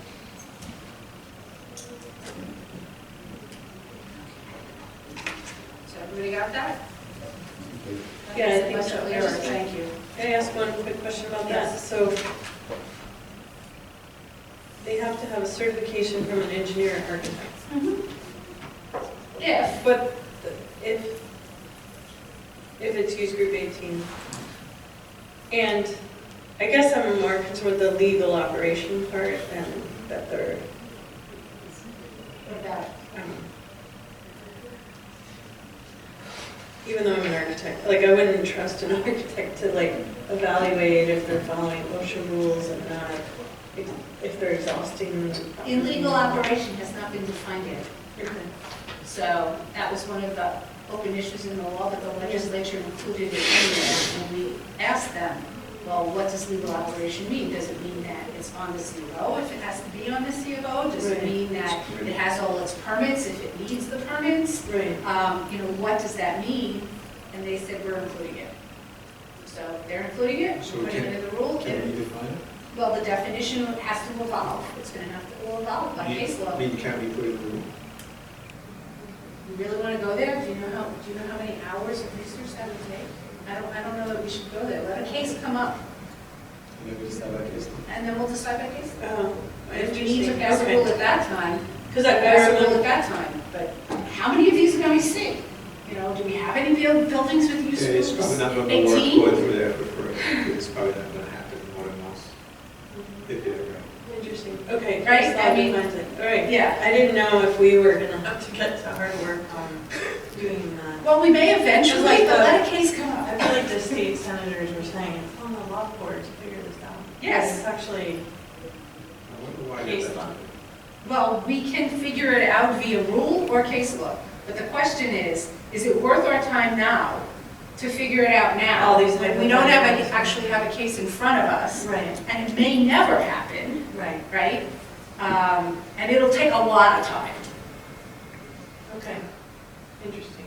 I mean, I hear your argument, I was curious about how we were gonna tackle that. I specifically remember how much we pushed for them to define that.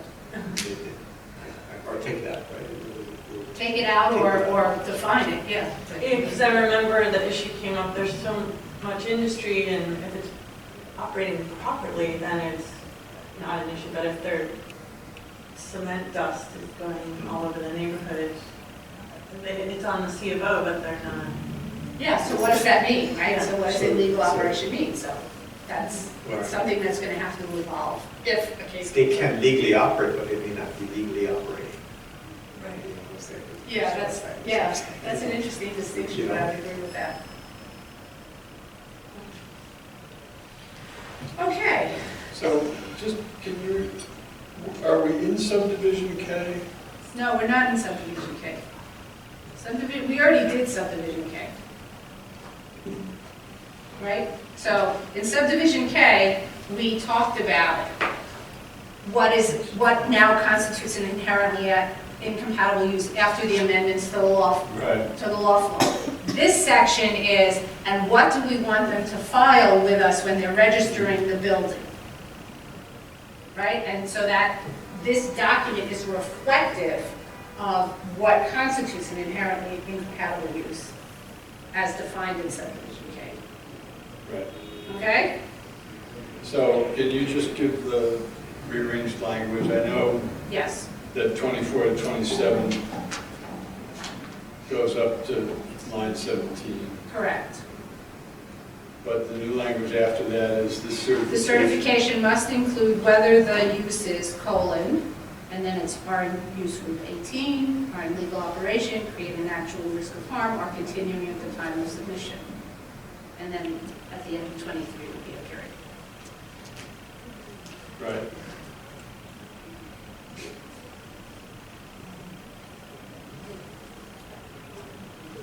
Good? Okay. All right, on page 117, I made a change. We had, on line 16, we had a reference to that number, which is the IMD registration number. So I just wanted to make it say Where is it? line 16, Yeah. right? So if the registration application form is accepted, a copy of the form with the assigned IMD registration number will be returned to the applicant, and then it says that number must be included. The IMD registration number must be included on all future correspondence. Why say that number? Well, what it is. No, it bothers. Such number. No, that number. The IMD registration number. Okay. All right. So now we are down on the bottom of 118. Question, I'm sorry, sticky question. That's Is okay. IMD registration number defined anywhere? Or just refer to it? No, it's a good question. Interim multiple, IMD is It's defined. defined, Right. not the. Well, it's, I mean, it I says, understand what it right? is, but No, I mean, it says it right here, right? where? It says, if the registration application is accepted, right, by the law board staff, a copy of the form with the assigned IMD registration number will be returned to the applicant. Okay. We could say the staff will assign an IMD registration number and return the form, if you would like to do that. No, I was just trying to find out, because we always refer to it as the IMD number. And I just thought maybe it's easier to just keep saying the IMD number. Instead of registration number? Yeah, but that's fine. So is this only where we're putting it? Is it all Yeah. over the place? No, well, It's not all over the place, it's fine. okay. Okay. All right, so now we're making some changes on the bottom of 118. This particular section applies to the loft board notice that has to be posted in the buildings. And so, you know, we had that whole enforcement program, which I think actually was fairly successful in terms of getting people to actually post the notices. So currently, we just had a notice, and it didn't really say how it had to be posted, it just said it had to be, one notice had to be posted. So we wanted to kind of beef up where it has to be posted, and to be perfectly honest, some of this language is taken from the sanitation recycling notices. That's where I got it from. So one or more notices in a form prescribed by the loft board as designated on the loft board's website must be conspicuously posted inside each entrance to the building. So now it's just at one entrance, so each entrance, and in common areas of the building, such as the resident mailboxes, the lobby, or other public area in the building routinely visited by building residents. So we want to give as much notice as possible to the tenants that, hey, this is an IMD building, it's under the loft board's jurisdiction, reach out to us if you have questions, right? The owner or responsible party must post the notice within 5 business days after the issuance of the IMD registration number, and then we're changing the size. They must be 8.5 by 11 inches in size, use lettering of a conspicuous size, and be framed or laminated. And that really, I think, comes from Ronaldo going to a building and seeing a crumpled up notice taped to the wall. I remember that. Lettering of a conspicuous size. Well, actually, you know, we don't really need to say that because it's going to be a form designated by the loft board, and we have one. So we could just say notices must be 8.5 by 11 in size and be framed or laminated. Or we could even just say notices must be framed or laminated. Because they're going to use our form. Our form is 8.5 by 11 in size and uses lettering of a conspicuous size. So, I like that you're cross-checking on DSNY's recycling, but I know that there's really. also I know that really. there's also the tenant protection plan. I just had to go through it for a project I'm working on, and they also It's defined, like, talk about, they kind of lay it out there also. where it should be posted? We could cross-reference. you might want to check that. There's some kind of Yeah. tenant bill of rights. Yeah, Oh, yeah. That's a local law. check it out. Is it in the rules or law? It's the law, right? It's in the law. That's the tenant. That's the bill of rights. There's some kind of I local. think the specifications are in the actual law itself, not rule. Yeah. Do you have any monitoring system about this? Well, we had a whole enforcement initiative. We had Mr. Sood go out to all of the buildings to see if the notices were did? posted. Oh, yeah. Oh, good, okay. I have one question, minor, but you're into minor details too. I mean, Well, that's what rules we're are doing. minor details, Yes. yeah. So, line 20, I was just wondering the purpose of the prepositional phrase added, as it may be amended from time to time. Is that just like teaching people that sometimes the housing maintenance is updated? I mean, Yeah. that seems like sort of Yeah. obvious that it would. Well, that's so it's to avoid the idea that if we change 205, right, you wouldn't want to live, like, for example, we're going to change the heat thing, right? So you wouldn't want to live and say, well, you made that change after I became an IMD and registered the building, so therefore I don't have to comply with that heat report, Oh. right? I mean, So this is saying- maybe I'm this is thinking there's saying- a catch-all that's just like rules are updated and you have to follow them. You know, Well, like this is basically saying, if we update 204, Yeah. you're required to do that you're required to follow whatever those updates are once you've registered this building.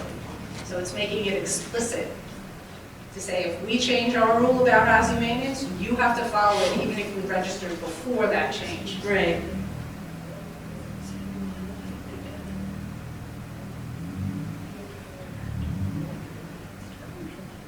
So are you okay with that? Well, the way you just stated it now is more explicit than the way it's written there, because it says from time to time. I mean, it seems a little. Well, we could take out the from time to time. Yeah. Yeah? Fine. Okay. We'll take out from time to time, but leave the comma.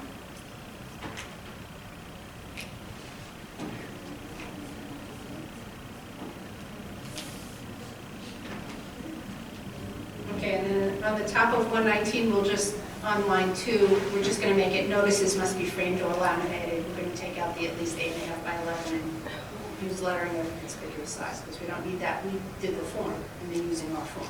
Going back to the bottom of 118, Yes. we're saying one or more notices in the form prescribed by the law board. So Mhm. actually, it's supplying it rather than. Well, when they register, I think we send them a copy of the notice, right, when we send them the IMD registration number. I think we do actually send them a copy of the notice, but they can get it on the website. They can just download it from the website. But when I hear prescribed, I think it's got to be 8.5 in size and using lettering. Right. But actually, we're not, we're supplying it, we're providing it. We want them to use, Our form, right. right.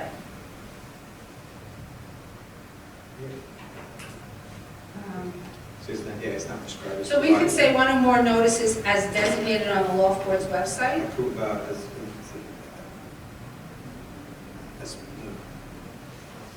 See, where is it again? It's on 118 and 125.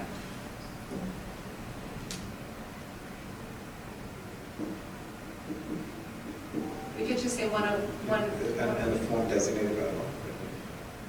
in the form designated by the Loft Board. Yeah, I like that. On this website. Yeah, that sounds good, because when it said conspicuous size, it does start to remind me of when architects for ADA, when you're putting text in elevator lobbies, Or public you assembly. have to have it at a certain Or public height. assembly signs, the signs. that I you do put know up. a lot of these are framed up high and you can hardly read it. Well, the fire department does that. In fact, I got the idea actually from the fire department sign, the one that says, I think, actually it's GOB sign, fire department. Fire safety, it is some stuff, because you prescribe it, pretty much.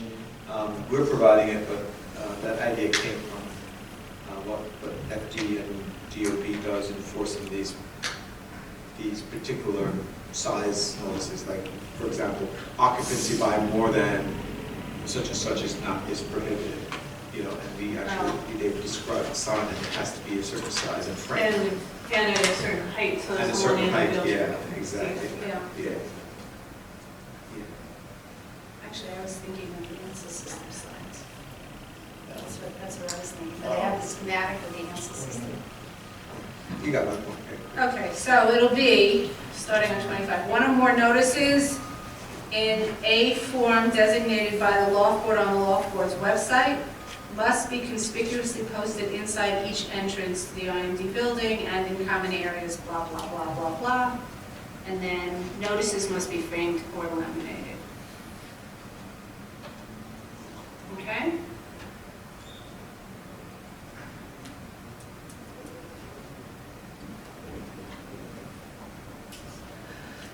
Okay, so then on page 119, on lines 12 to 14, we have, actually I highlighted this just because it was the end of the section, but the question that I have that's in my comments is, we've had some back and forth about whether or not listing an occupant on the registration form makes that person a PO, because currently it says, you know, the occupants that were there during the window period and the occupants that are there on the date of the registration. And it's always been our policy to take the occupants that are there on the date of the registration, unless there's some reason not to, and put them in as the protected occupants.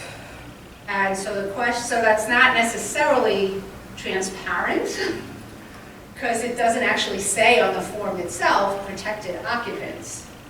So do we want to add something to say that listing these people as the current occupants would make them the protected occupants, absent some other reservation by the landlord, which we have had landlords that have listed the current occupant and then circled it and said, you know, reserving our right to protest this or something like that. So, you know, it is an issue. It has come up a couple of times, so I think the board should figure out what they want to do about it. So. You're saying, like, you know, we'll say that if you list these folks as the occupant, then these automatically make them protected? Well, absent some reason not to, right? Then yes, they would be listed in the Loft Board's records as the protected occupant. And I think landlords should be on notice of that. So in that case, it is, okay. So, you know, the thing that I highlighted isn't really an issue. I just put the comment in. Is this going to be a deterrent or not?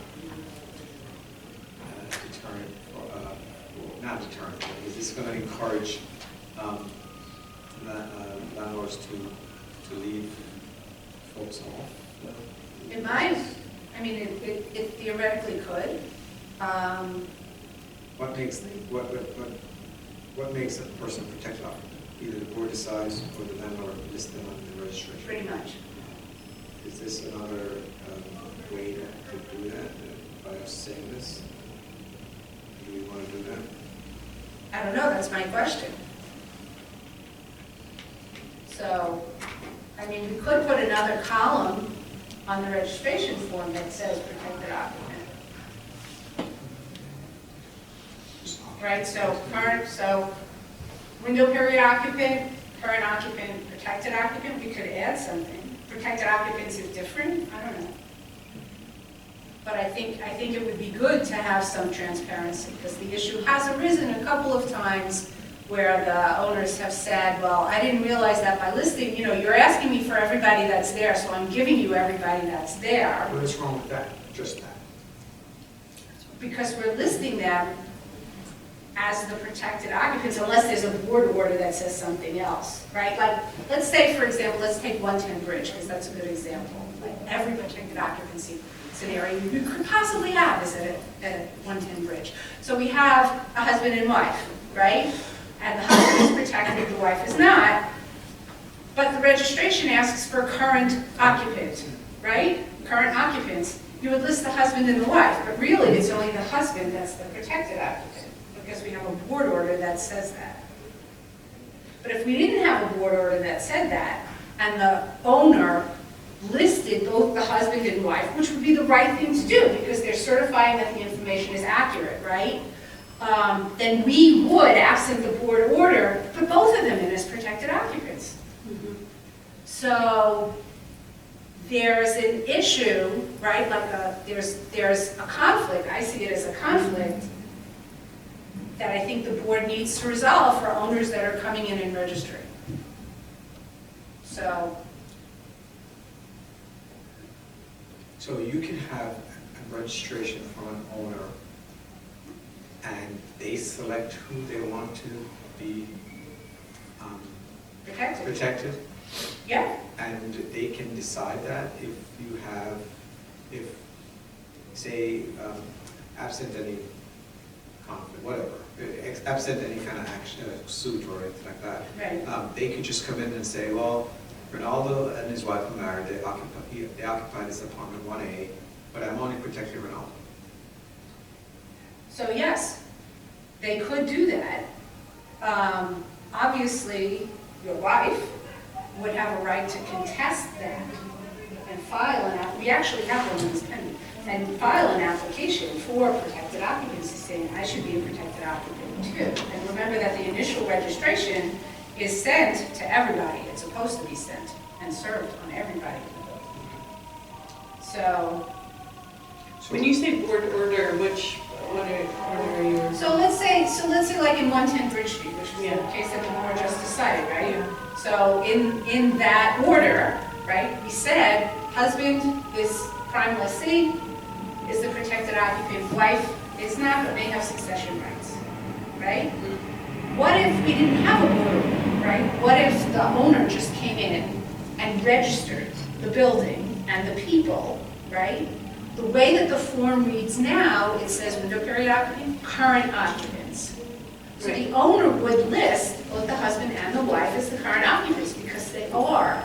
And when we put that into our records as the registration, we would list both of them as protected occupants. Right, that's good. Well, I don't know that that's good. Huh? Can we legally do that? Hmm? Can we legally do that for the state? Well, that's what we've been doing, right? I mean, that is what we have been doing, where owners are coming in and Right. registering and there's not a board order. We have just been taking whoever was the current occupant and throwing them in as the protected occupants. What So, about children? so we had a case with a child also, right? I remember. Remember that? Yeah. But it happened that in that particular case, there was a board order that said the husband and the wife and the child are the protected occupants, but the owner had listed all of them on the application. So it's the same thing. Don't you think, in all fairness, right, that owners should be aware that if they're coming in and registering and they list all of these people as current occupants, that all of them will be, in the loft board's eyes, protected occupants? Is that fair? Well, I like being fair and just. But in all fairness, the day I was there to sign my lease 20 years ago, my husband didn't sign it, but I wasn't trying to keep him out of living in my apartment with me. You know, like it's just a one day, a little signature. Who could be there? Who could take off work to like make that little signature? I just feel that we shouldn't be. I mean, I think that I like the way you list them both, and then if the owner's like has some issue and really wants to be negative and like, nope, that wife, nope, that husband's not included, I guess that gives them an option to do that, but that seems like I don't know, I mean, I think owners should be on notice that by listing these people, absent a board order that says otherwise, these people will be listed in the board's records as protected occupants. And I think they should have some notice, and we should have a rule that says that. Well, yeah, so. That's what I'm saying. Yeah, my only thing is, you tell them that, you may encourage them leaving names off, right, of their thing, unless, of course, you're gonna give them the option of putting everybody on, as you said. Well, I think they should. And, yes, and then another column to check, protected, right, next to it. Maybe, a little check box. List all the occupants, and then just on the form next to it, at least in their opinion, I guess, or whatever, these are the guys who are protected or not protected, whatever. An indication. Because I don't want to just, have some system in place where they would encourage them not to list the occupants of the building. yeah, it seems. Yeah. By that. But they must list all the occupants, but have another thing saying. But if there's a line, I feel like it'll encourage splitting them, like making more of a split. Like, Yeah. I just went through Checkbox, I understand. where we were both listed and we both got coverage. It wasn't an issue, but I guess I here's. mean, we can, I mean, we don't necessarily have to do this, but I thought it was something, it is something that has been raised, and I thought we should at least discuss it. So if the board says, no, let's not do it, let's just leave it status quo, I'm okay with leaving it status quo. We have some case law. So. How do we have expressed frustration with the case law that's forcing us to split up husband, wife, or partner? Well, we're going to change that rule to include spouses. I mean, we already, We are the board already agreed that we're going to change 209 to include parentheses and their spouses. We already agreed on that, ages ago. Okay, Okay. I'm getting lost Yeah. in all the rules. Just, But, I think what we're doing is stumbling onto, moving on to a large issue that's still not 100% resolved. Right.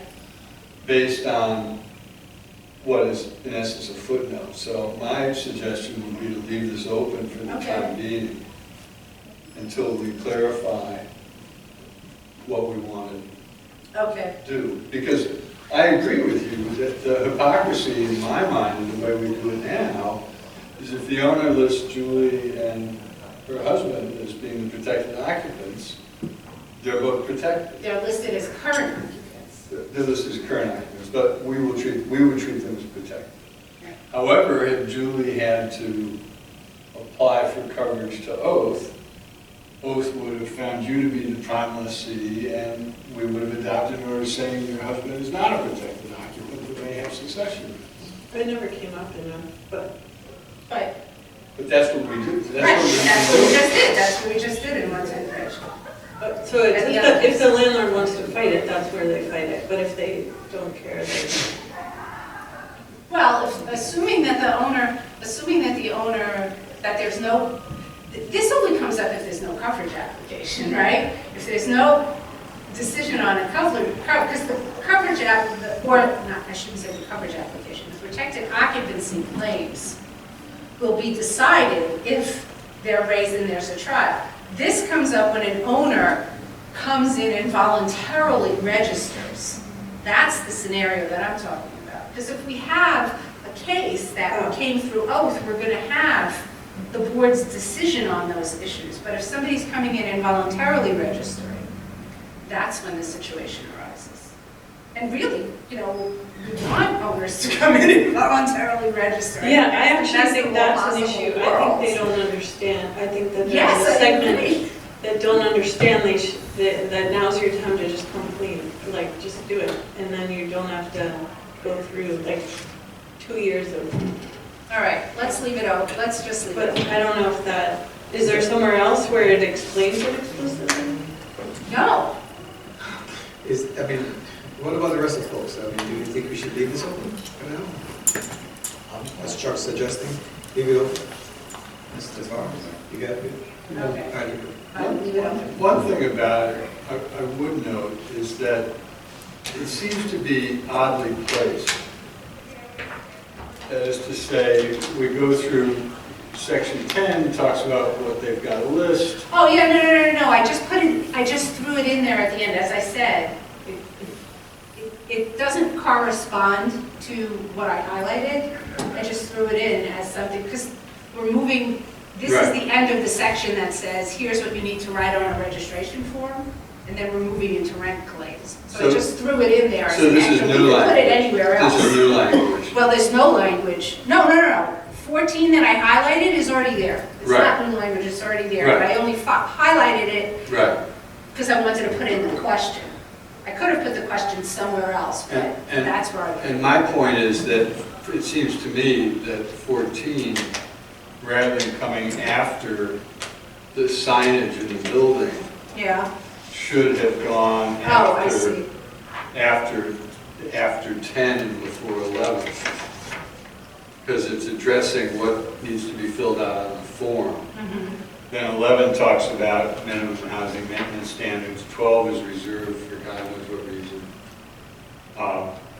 and then we get into the notice. So it would seem to me, whatever we decide about 14, it should really follow 10.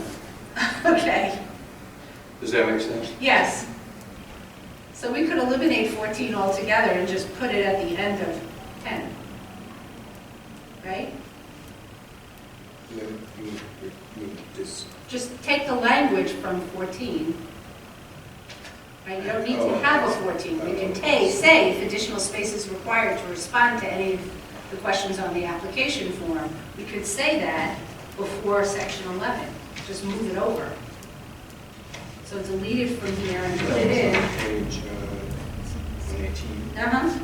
You had it after MDL. After MDL. No, I'm sorry. At the end of line 19, Yeah. page 118, Oh, okay.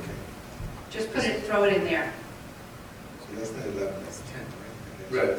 Yeah, it's the Okay. end of 10 I got you. before section 11. Okay. So you want to do that? We could do that. I think that makes sense. And leave it highlighted. And leave it further down to if you're able to do that. Okay, fine. Where'd you just put it, 10? At the end of 10. It's on page 118, on line 19, after where it says 2-11.1.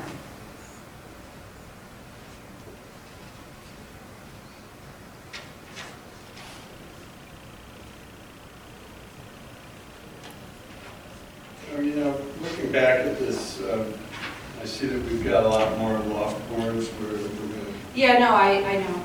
to change it to wood. Yeah. All right. Actually, I was thinking that maybe we shouldn't even do that, and we should take out the definitions, because I realized after we had the whole discussion that we do have other rules that we're not changing, and whether or not it would create some sort of ambiguity, we might not want to bother. So, but I'll come back to you with that. I'm thinking it through. Right. Okay.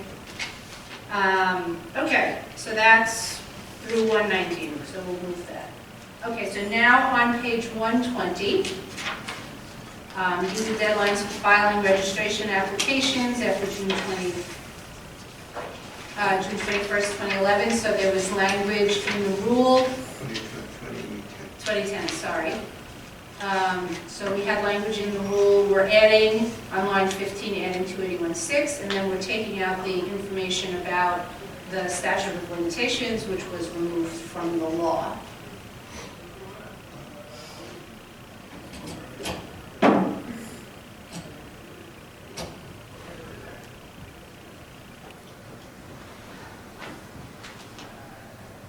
Everybody okay with 120?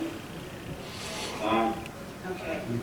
And then on 121, this is just changing it to make it clearer, passive or whatever, sort of trying to make it clearer, so the actual import of what's being said isn't changing.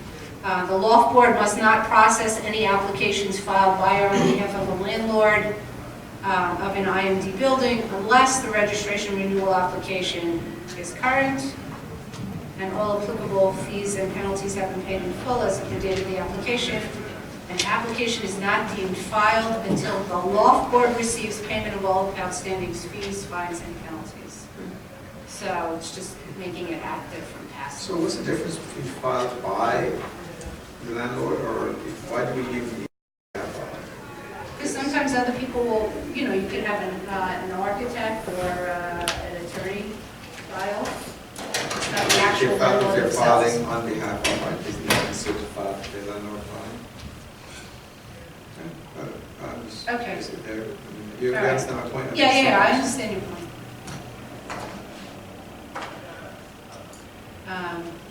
But we can leave it? Yeah. Okay. All right, so that's 8 through 13 on page 121. On line 20 on page 121, we're changing the cross-reference.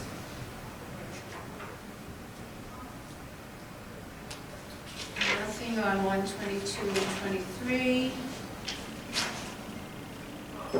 And then we get to 124.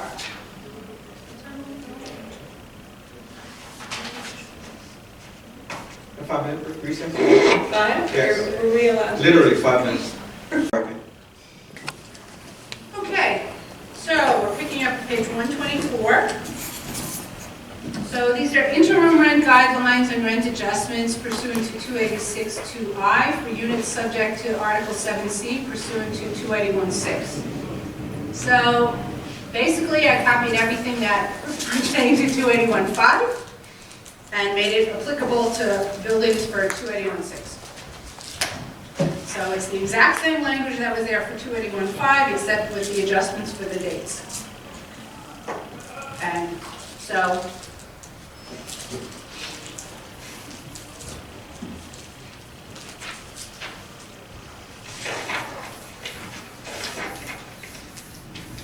it's the rent that was in effect on June 25th, 2019.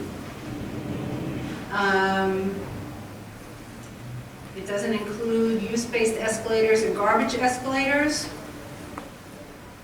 And no increases permitted above the total rent as defined in Article 7C pursuant to 281-6. So, you know, the earlier buildings, the landlords got, when they first registered, they got some sort of bumps in the rents because the rents were exceptionally low. I think for the most part, the buildings that are coming in now are at market rates, or pretty much close to market rates. So I don't know that there's necessarily a policy reason to provide the landlords with additional rent over and above what they were getting on June 25th, 2019.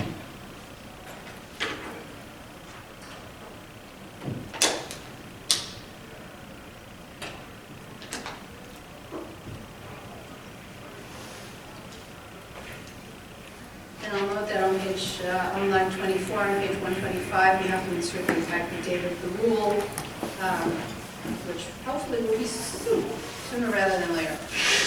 Okay, I'm sorry, all of 124 and 125 is all new?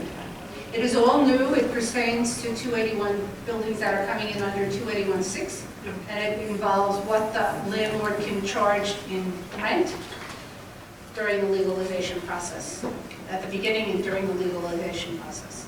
So that's all what it's about, and it's the same language that was there for 281-5, except that the dates changed.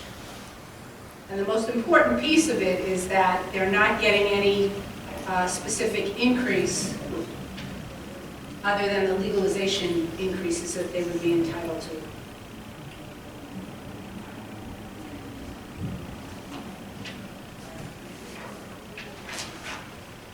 And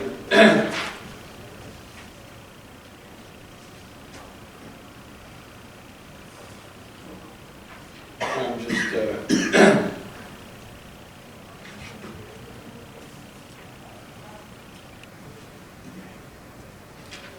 281-5 language appears where? In 2-06.2, I think. Let me see. Oh, it's just, it isn't here. Right, Right. because it's not a change. And 206.2 would apply to a 281, a building that applies now under 281. Correct. Yeah. Yeah. Okay, we don't need to make Nope, don't need to. I don't think we would want to. If it's a 281-5 building, Yeah. it should be the rent that was in effect on June 21st, 2010.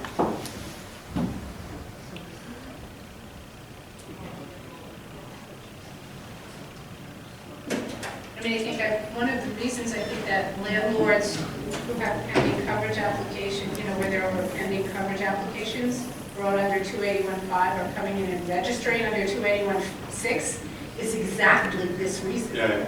So I think changing 206.2 would be patently unfair to people that have been fighting for years. Yeah.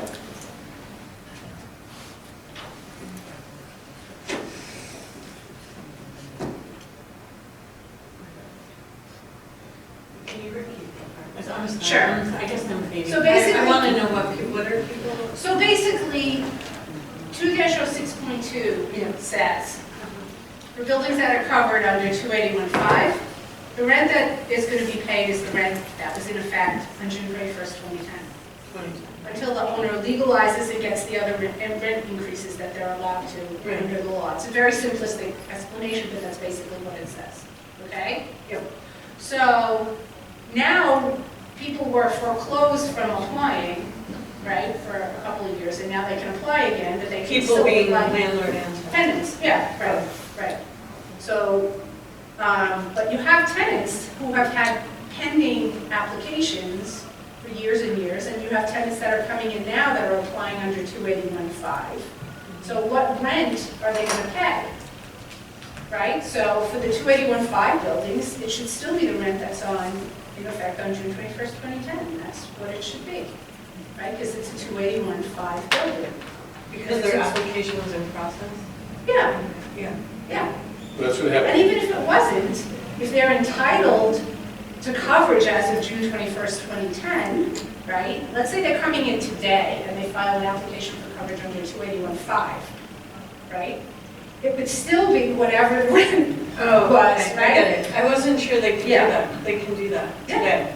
They can if they want to, yeah. Just like they can do, there's some people that can 281, 2 or whatever, like. 281.1, we recently had something with that. Yeah.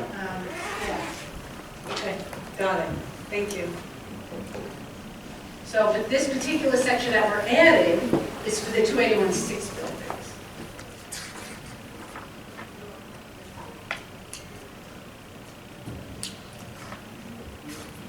So are we good with this, the 2-06.3? It runs from 124 to the top of 126.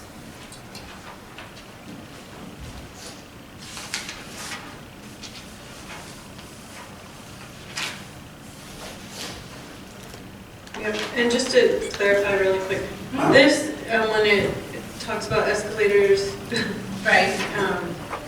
Elevators, garbage chutes. Garbage escalators. Out of the rent, that's completely separate from that costing where at the end, when you're legalized, Yes. the tenant then does, according to our rules, does owe a portion of that, but Right, but these are These are things just that are for- part, you know, these are typical, usually commercial leases where, you know, you're paying additional charges for, you have your base rent, then you have additional for the electric or for the garbage collection or whatever. So that's what all of these things are. Those are the escalators. And I think it actually says they don't collect. Total rent shall not include use-based escalators or garbage escalators.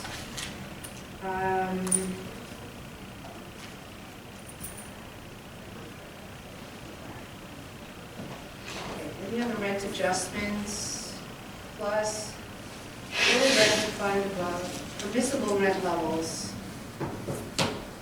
So on D, on page 125, line 17, they may not charge a residential occupant more than the total rent, any other rent adjustments pursuant to Article 7C or the rules, use-based escalators and garbage escalators. Okay, so that's still part of the rent. They can charge that, but it's not part of the total rent. So it's on top of the total rent. Does that make sense? yeah, one question there. These buildings, I thought, they can get residential trash pickup once they're. Yeah. Yes, they can get residential trash pickup. Or they can opt to still get private, Mhm. commercial. Yeah. Well, Because, the commercial, I'm sure the commercial piece of the, can't get residential, right? Yeah, if there are commercial uses in the building, they would not be eligible for sanitation pickup. So in mixed-use buildings, it would be problematic. right, I just know of a landlord that prefers commercial pickup even though he could do residential now, correct? Once you're 90.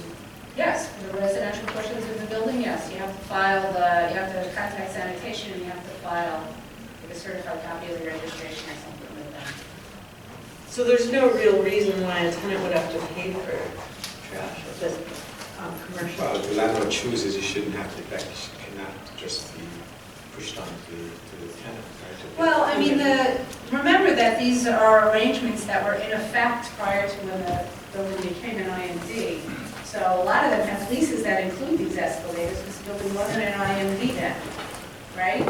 So but this rule says they can charge them if they are there, right? It says garbage escalators, if any, but there don't have to be any.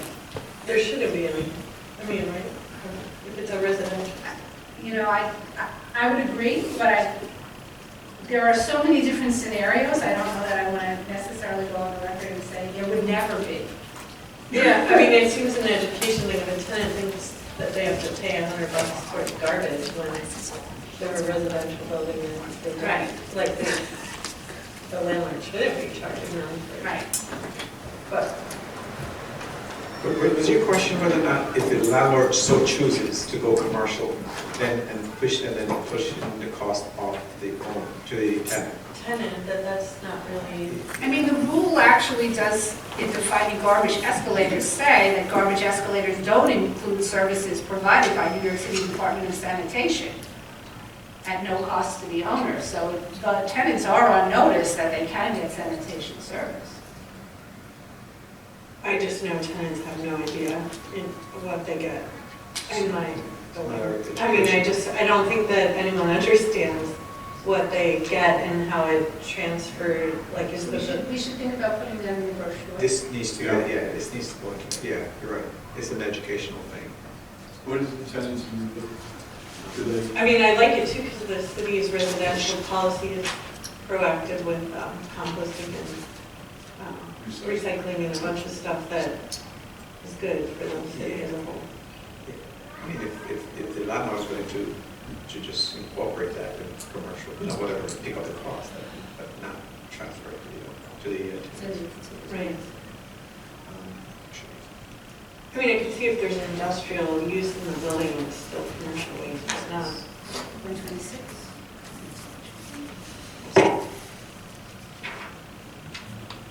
In my building, which is a condo, there are commercial and loft tenants. That is, if they run a small business. And the amount of garbage in front of our building is just horrendous. And in fact, it all gets picked up by the city.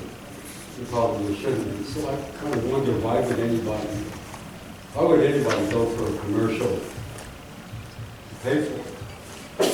When the city basically will pick up any garbage that's on the street. Well, the ground floor in my building is a horrendous cookie jar. These mounds, bags and bags of garbage, which they throw out He loves the cookies. on their side. Bringing cookies to These things, they're undercooked.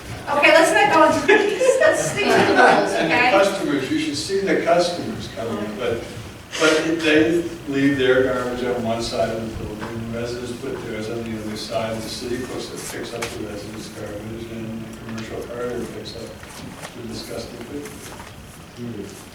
Nothing disgusting. I don't want to get sidetracked, but one final thing, because I did work on the zero waste guidelines with the AIA with Department of Sanitation, and one thing architects don't do is like think about how is waste handled in a building, so there's no space for recycling, etc. In the loft law buildings as they convert, do you guys ever deal with where garbage Oh, sure. is? It becomes part of the. Sometimes it's big-time issues in narrative statement conferences about garbage disposal. Yeah. So if you are working on a brochure that you hinted at, I don't know. Yeah, for sure. Yeah. That does, I think it's a perfect topic, and I bet DSNY would like working on it too, because they're always trying to find. Well, no, the brochure is a brochure to be distributed to IMD, the target audience is IMD covered tenants, saying, here are your rights. Right, you're right, but I know that Department of Sanitation in their mission day zero by 2030, like here's this 1,000 buildings that, like if we could get those people to understand more how they're handling garbage and composting and recycling, like that fits into their mission as finding pockets of, I don't know, I'm working with them on another, All right, let's. Okay. but I just think that that's great to include in your Okay, brochure. all right, so we're all moving to our 6.3. Before we move to a 6.3, Yeah. I don't know if it's in the amended rules, but it was pointed out to me that the look-back period on rent overcharges was changed in the rent stabilization law. And the point was made to be by some of the tenant attorneys that we should look at that as well. So actually, I have that as an open issue that was raised by Mr. Carver Okay. a year and a half ago, but we just never got back to it. And I think we had eliminated the rent overcharge period altogether, and he was wondering why we had eliminated that. And I said I wasn't 100% sure, but that the board should certainly consider it. Because it wasn't necessarily marked, it wasn't clear that it was a change. So it is in here somewhere, Okay. okay? All right. So we'll get to it. Yeah. Yeah. It's actually, I think, in section, in chapter 1. Okay, so that's 206.3. All right, so then we have the sale of improvements rule, and most of this, there's absolutely no change. The change comes all the way at the end where we're just adding 206.3.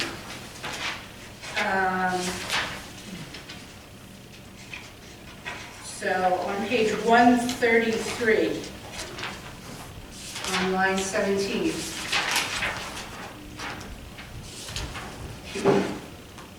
So this deals with a sale from an outgoing tenant into an incoming tenant and what rights that incoming tenant has.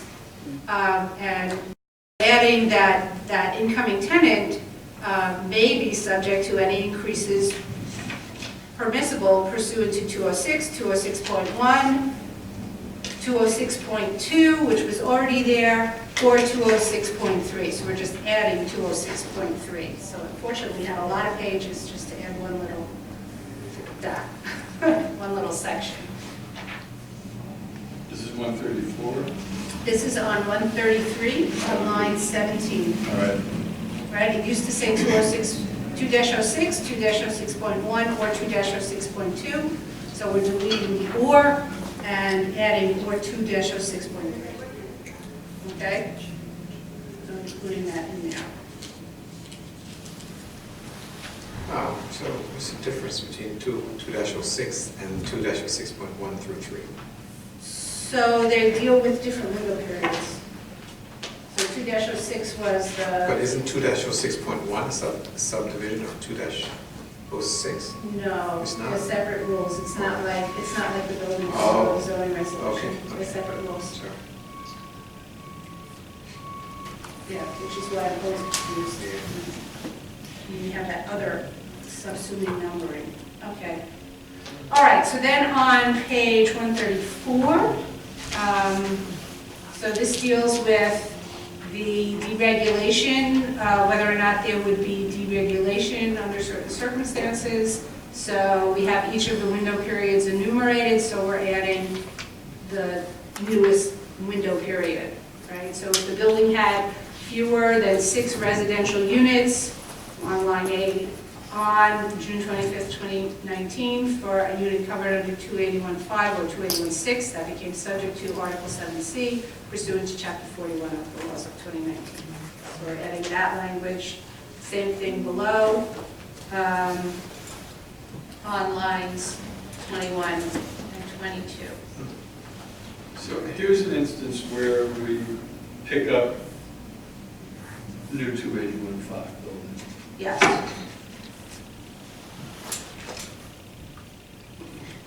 Yeah. Okay.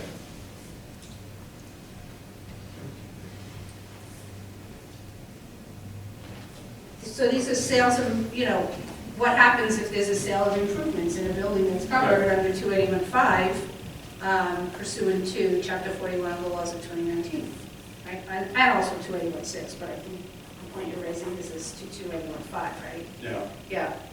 First, I think I'm seeing the way you put it here, the laws of 2019. Did you have it somewhere else? Chapter 41 of the laws of 2019, yeah. Is that the way? Yeah, well, I mean, if you look at the section itself, it says on June 21st, 1982, for a unit covered under 281.1, July 27th for a unit solely covered under, because there are different, right, I so see. here is for, that became subject Yeah. pursuant to chapter 3, right, so Gotcha. you have different ways that it could be Yeah. subject to 281.5.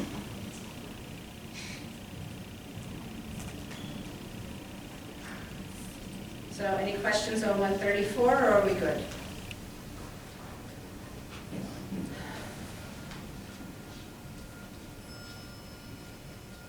Okay, so then, Do we ever have cases where you see the seal of improvement? I haven't seen any. yeah, Like, yeah, okay.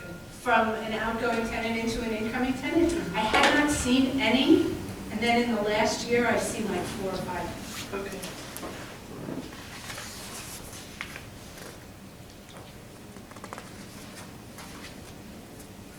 Okay, so now this is on the top of 135. These are again notices. So this deals with how the owner, the outgoing tenant, and the incoming tenant are communicating with each other, right? And what it says now is that service by the parties will be affected either by personal delivery or certified or registered mail return receipt requested with an additional copy sent regular mail. Do we want to keep it that way, or do we want to add, by email if there is an email known? Do we want to go back to electronic, the way that we did in some of the earlier sections? So I just wanted to raise that because we were changing all these notice things. To me, it can't hurt to add an email if there is one. Well, the one question I would raise is, there's quite a package of stuff that gets created here. It depends on how many improvements are, but yeah. Yeah. Yeah. And the detailing of improvements. Right. And you know, so it might get a little, Cumbersome? yeah. Okay. You know, So we could leave it it. seems to me this is one place where having it all in an envelope would likely make sense. I'm fine with that if the other board members agree. Yeah, I don't know, and I also think it doesn't prevent them from sending it via Email email as anyway. well. Yeah. But this should be the primary. Why do they do that with the certified use plus just send one regular? Why do they? It's funny that you should say that, but, you know, some people don't actually pick up their certified mail at the post office. So it's another So- chance. Yeah, another chance that they'll receive it. Okay. Interesting. Yeah, Yeah, I was wondering because I'm getting doubles of things. yeah, that's why. Okay, so that brings us through 135. 136, on line 12. We eliminated 5 calendar days and just made it 5 days because we defined days as calendar days unless otherwise stated. And we are changing a cross-reference on line 14 and another cross-reference on line 20. So that's it over there. And then, If we, this is not new language, but if you had to find an appraiser, so the only place where it actually came up would have been Bickman, but there was no reason to hire an appraiser because the fixtures had already, everything had already been Right. removed. So no, we have not had to hire an appraiser. And I hope that we never do. So when the filed for sale of improvements, but everything was removed? Yes, it's very complicated. Is I'll that explain it to you legit? offline. Okay. Is that legitimate? I mean, Yes, it was legitimate. okay. Yeah, and then ultimately the board awarded the estate a certain amount of money for the deceased protected occupants improvements. And it's still in litigation. Okay. So, the estate How much money? was like $17,000. They wanted 16, they gave them 17. There's a lot of the stuff was new, but anyway. Okay, so that brings us to page 141, which was 208, which we already did. So, We did 208, so you're We already did saying 208. that we already did 208. So That was where we started after the amendments. So where did we pick up? Are we done with this pile? Not all of it, but a lot of it. So, hold on. Let's skip, there's just a couple of things, if we could pick those up.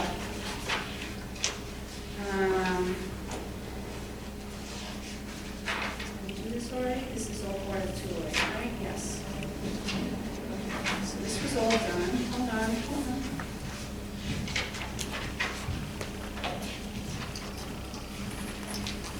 Skip 209.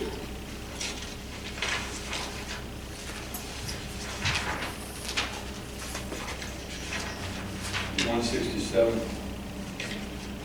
I think you did 167. Oh, 209, yeah. Let's skip that. Because we have a few minutes left, and I think we can make progress on other things that are less controversial. Skip 209. Skip 209.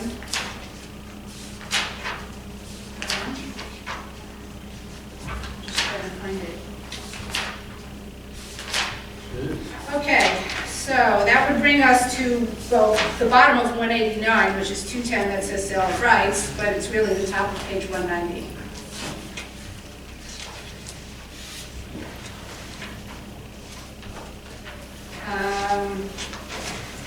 So, well, it is a little too complicated.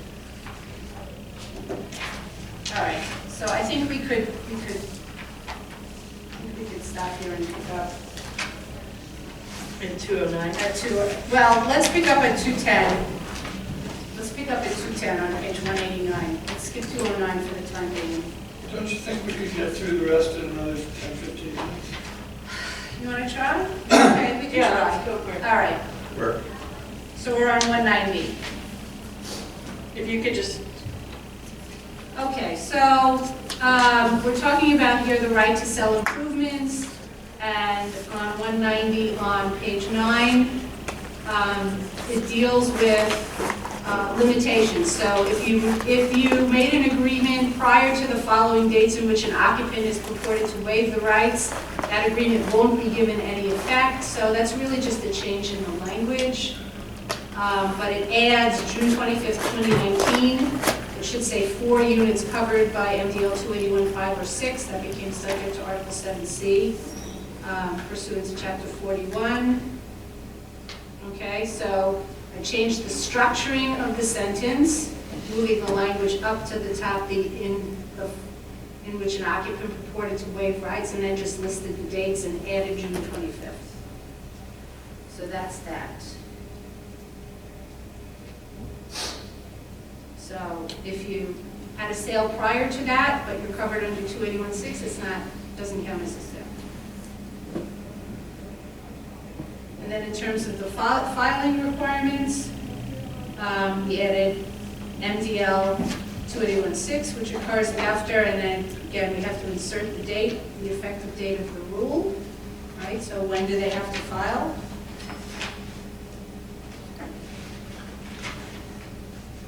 And then the changes on 191 are more substantive. So, well, some of it is just changes in terms of language. But beginning on page 4, the owner or authorized representative must include documentation supporting the sale. Supporting documentation should include a fully executed sales agreement, proof of payment of the sales price if applicable, because you could have consideration that isn't actually money.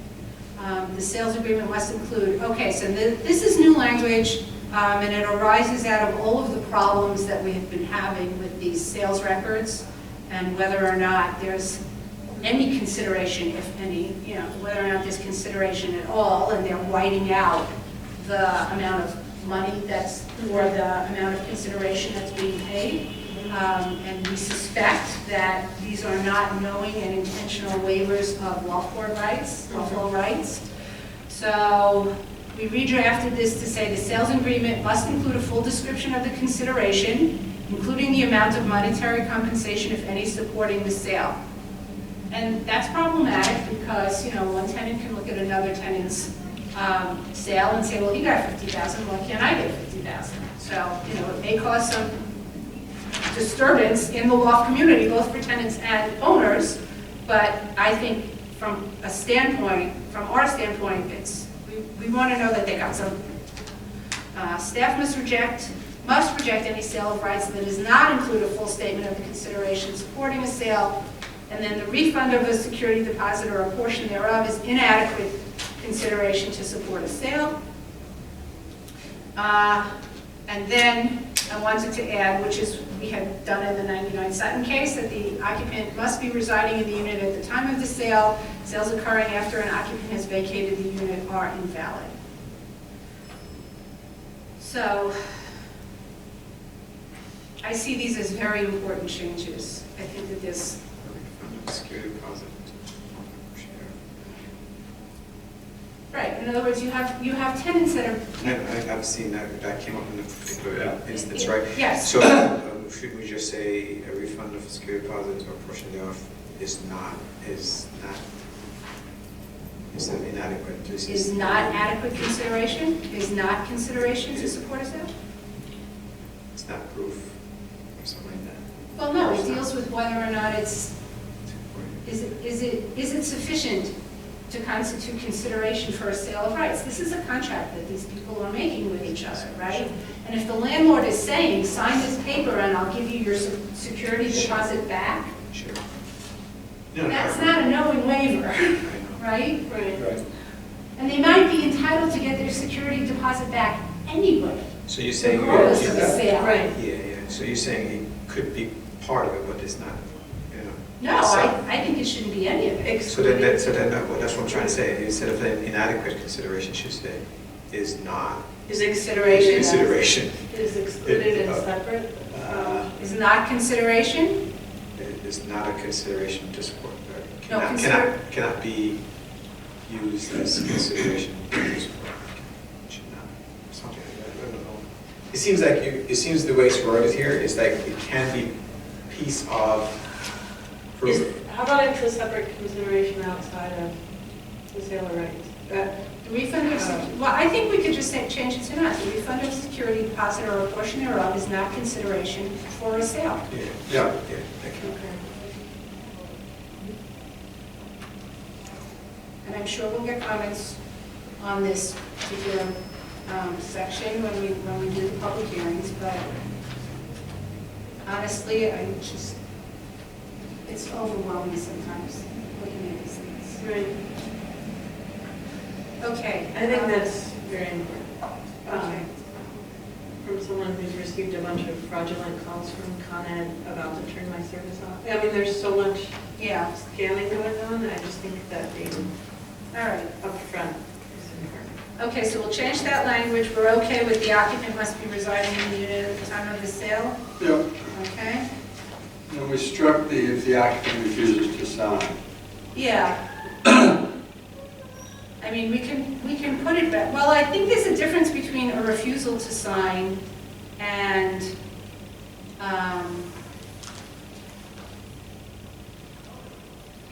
the owner didn't get the forms executed.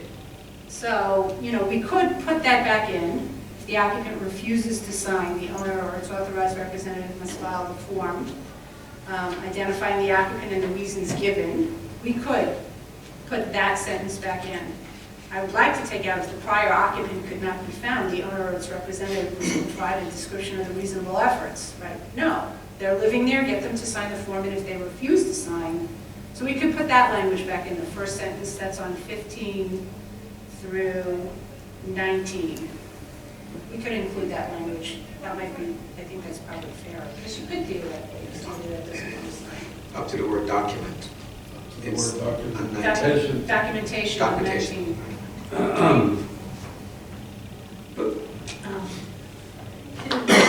Can you explain how, I see what you're trying to do maybe, but a real life case I know is someone has to move into Silicon Valley and they don't really care, and they have to leave when they leave. So if the landlord's not actively, they're not negotiating, so they're going to be vacated out of the apartment because they got to start a new job somewhere else. I don't want that tenant being, like, how do you make a valid sale if the tenant has to leave for a job in another state? I think that abandonment covers that. Oh, yeah, that's true. So I would leave this, I would not restore that person. Really, if the occupant refuses to sign? But you could have theoretically had a sale, but they're refusing to sign the form, right?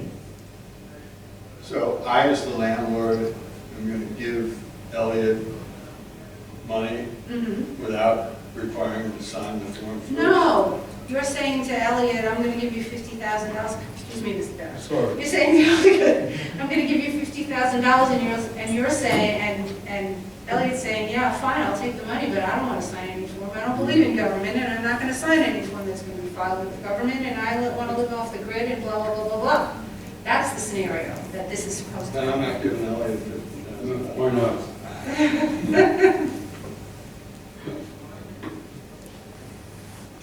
I don't know, what does the board want to do? Keep it as struck, or do you want to include, or put it back in? It's up to you. I say we give Elliot $1,000. Can you explain to me how, because I'm not as familiar with abandonment, if that, so a tenant has a new job, other state, they gotta leave, they haven't been able to communicate with the landlord enough to strike some deal, Right?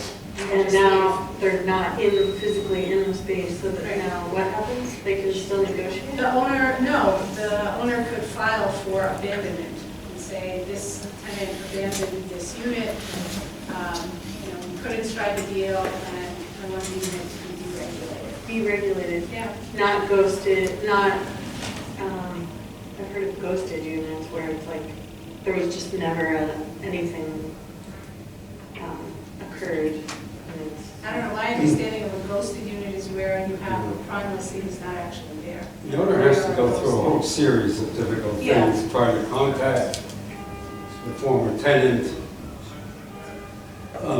before they can get this abandonment to work. Yeah, I mean, it's So not it's so not that easy, there are easy. different criteria that they have to It's satisfy. not that easy.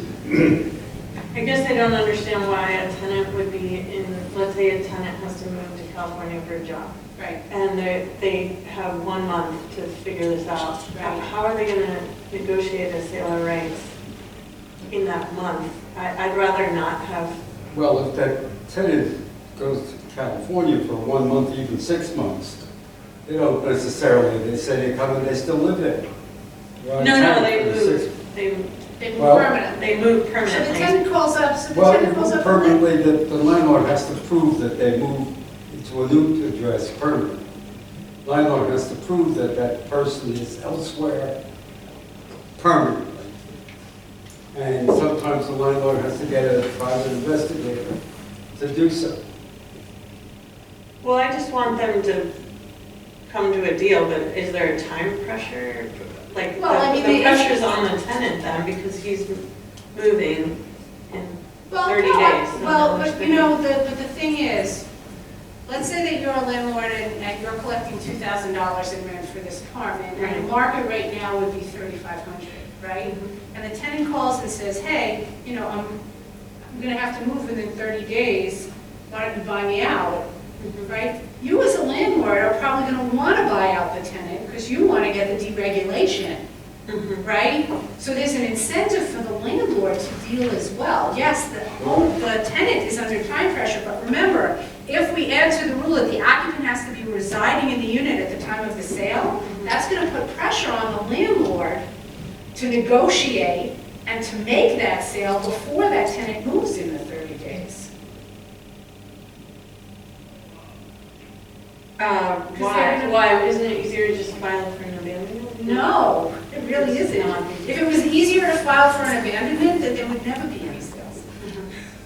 So it's not.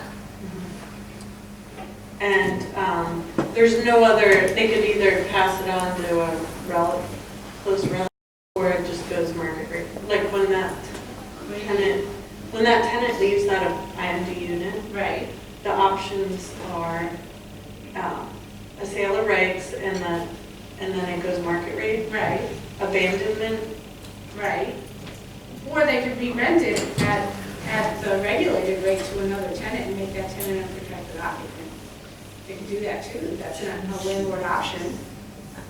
Right, let's say the landlord doesn't have the money to buy out the tenant, but doesn't want to go for abandonment either. So that tenant would leave and the rent would stay $2,000 and the next person who moved in would have a $2,000 rent. And if the landlord charges more than that, theoretically, they would have an opportunity, I guess, to file for a rent overcharge.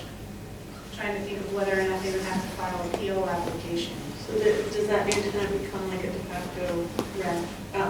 Protected occupant, that's what I'm trying to think through as to what would happen in that scenario.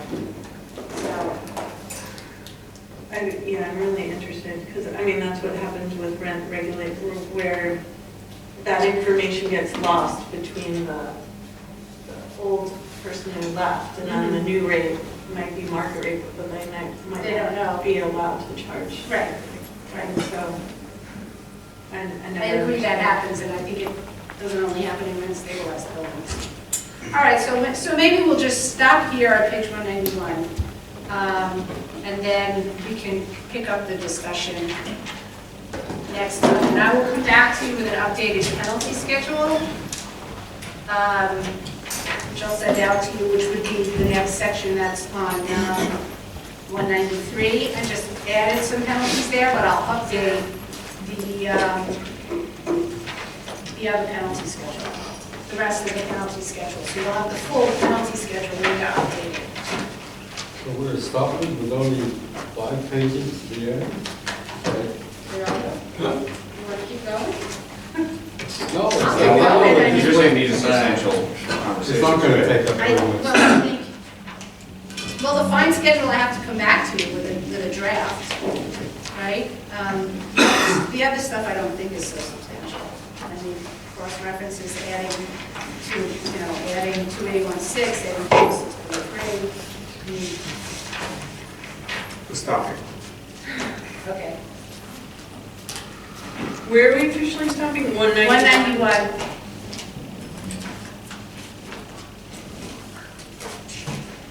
So when we pick up again in, Yeah. then we're gonna cover 209 and 210?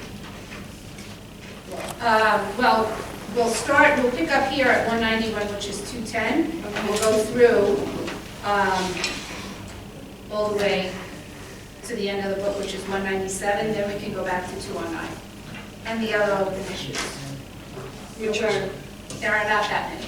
I can highlight that. in an email before we. Yeah.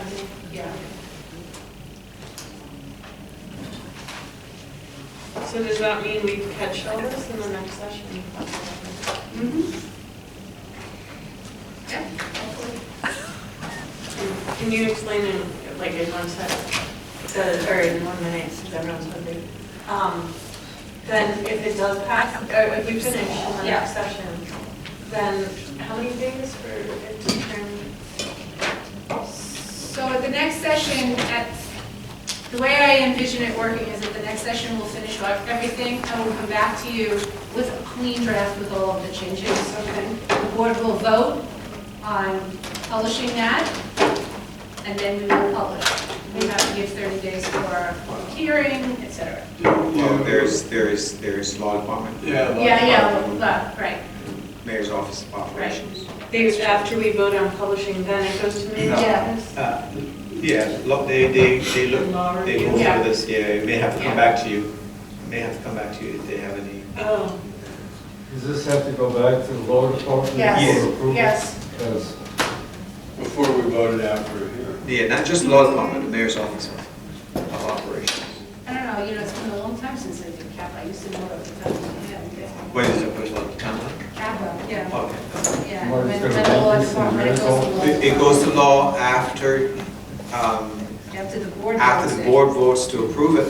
If the law Then it department goes approves to law, it, then it gets approved. fine. If the law department has objections, it comes back to you, Okay. and then we go back to the board. I'm Okay. sorry, back to the law. But it doesn't go out to the public to start the class or hearing until after the law. Yeah, we have to get a preliminary clearance from the Correct. law department. Correct. And the mayor's office of operations. And that So hearing you like is to say a- the plain language. That hearing becomes an extra session where there's an open mic. Yes. And are we? One or two like open, this? Yes. Or we're listening? it doesn't, Yes. it could be more than one. I think it will be more. It's more, it could be more. I would contemplate one if we have to, one or two for chapter two. Oh, okay. But it doesn't have to be 3 months of No. public hearing. It could be, 3 days, for Right. example. And in the meantime, people applying for 2019 loft lot coverage, what are they doing about the rules? I mean, Question. If you applied last week for coverage, Right. and we haven't passed rules, what are we doing? So they're following the current rules, but to the extent that our rules conflict with the law is controlled. Does that make sense? Okay. Thank you. So we'll be able to implement the law regardless of what our rule stands, right? Okay. All hearts and minds are clear? We're going to close this meeting? Yes, sir. Yes. Well, we've come to the end of a marathon year. Thank you, Helene, for all this work on the rules. I really appreciate it. It's really, I know it's tough on the staff, and I appreciate your leadership here. This will conclude on our December 5th.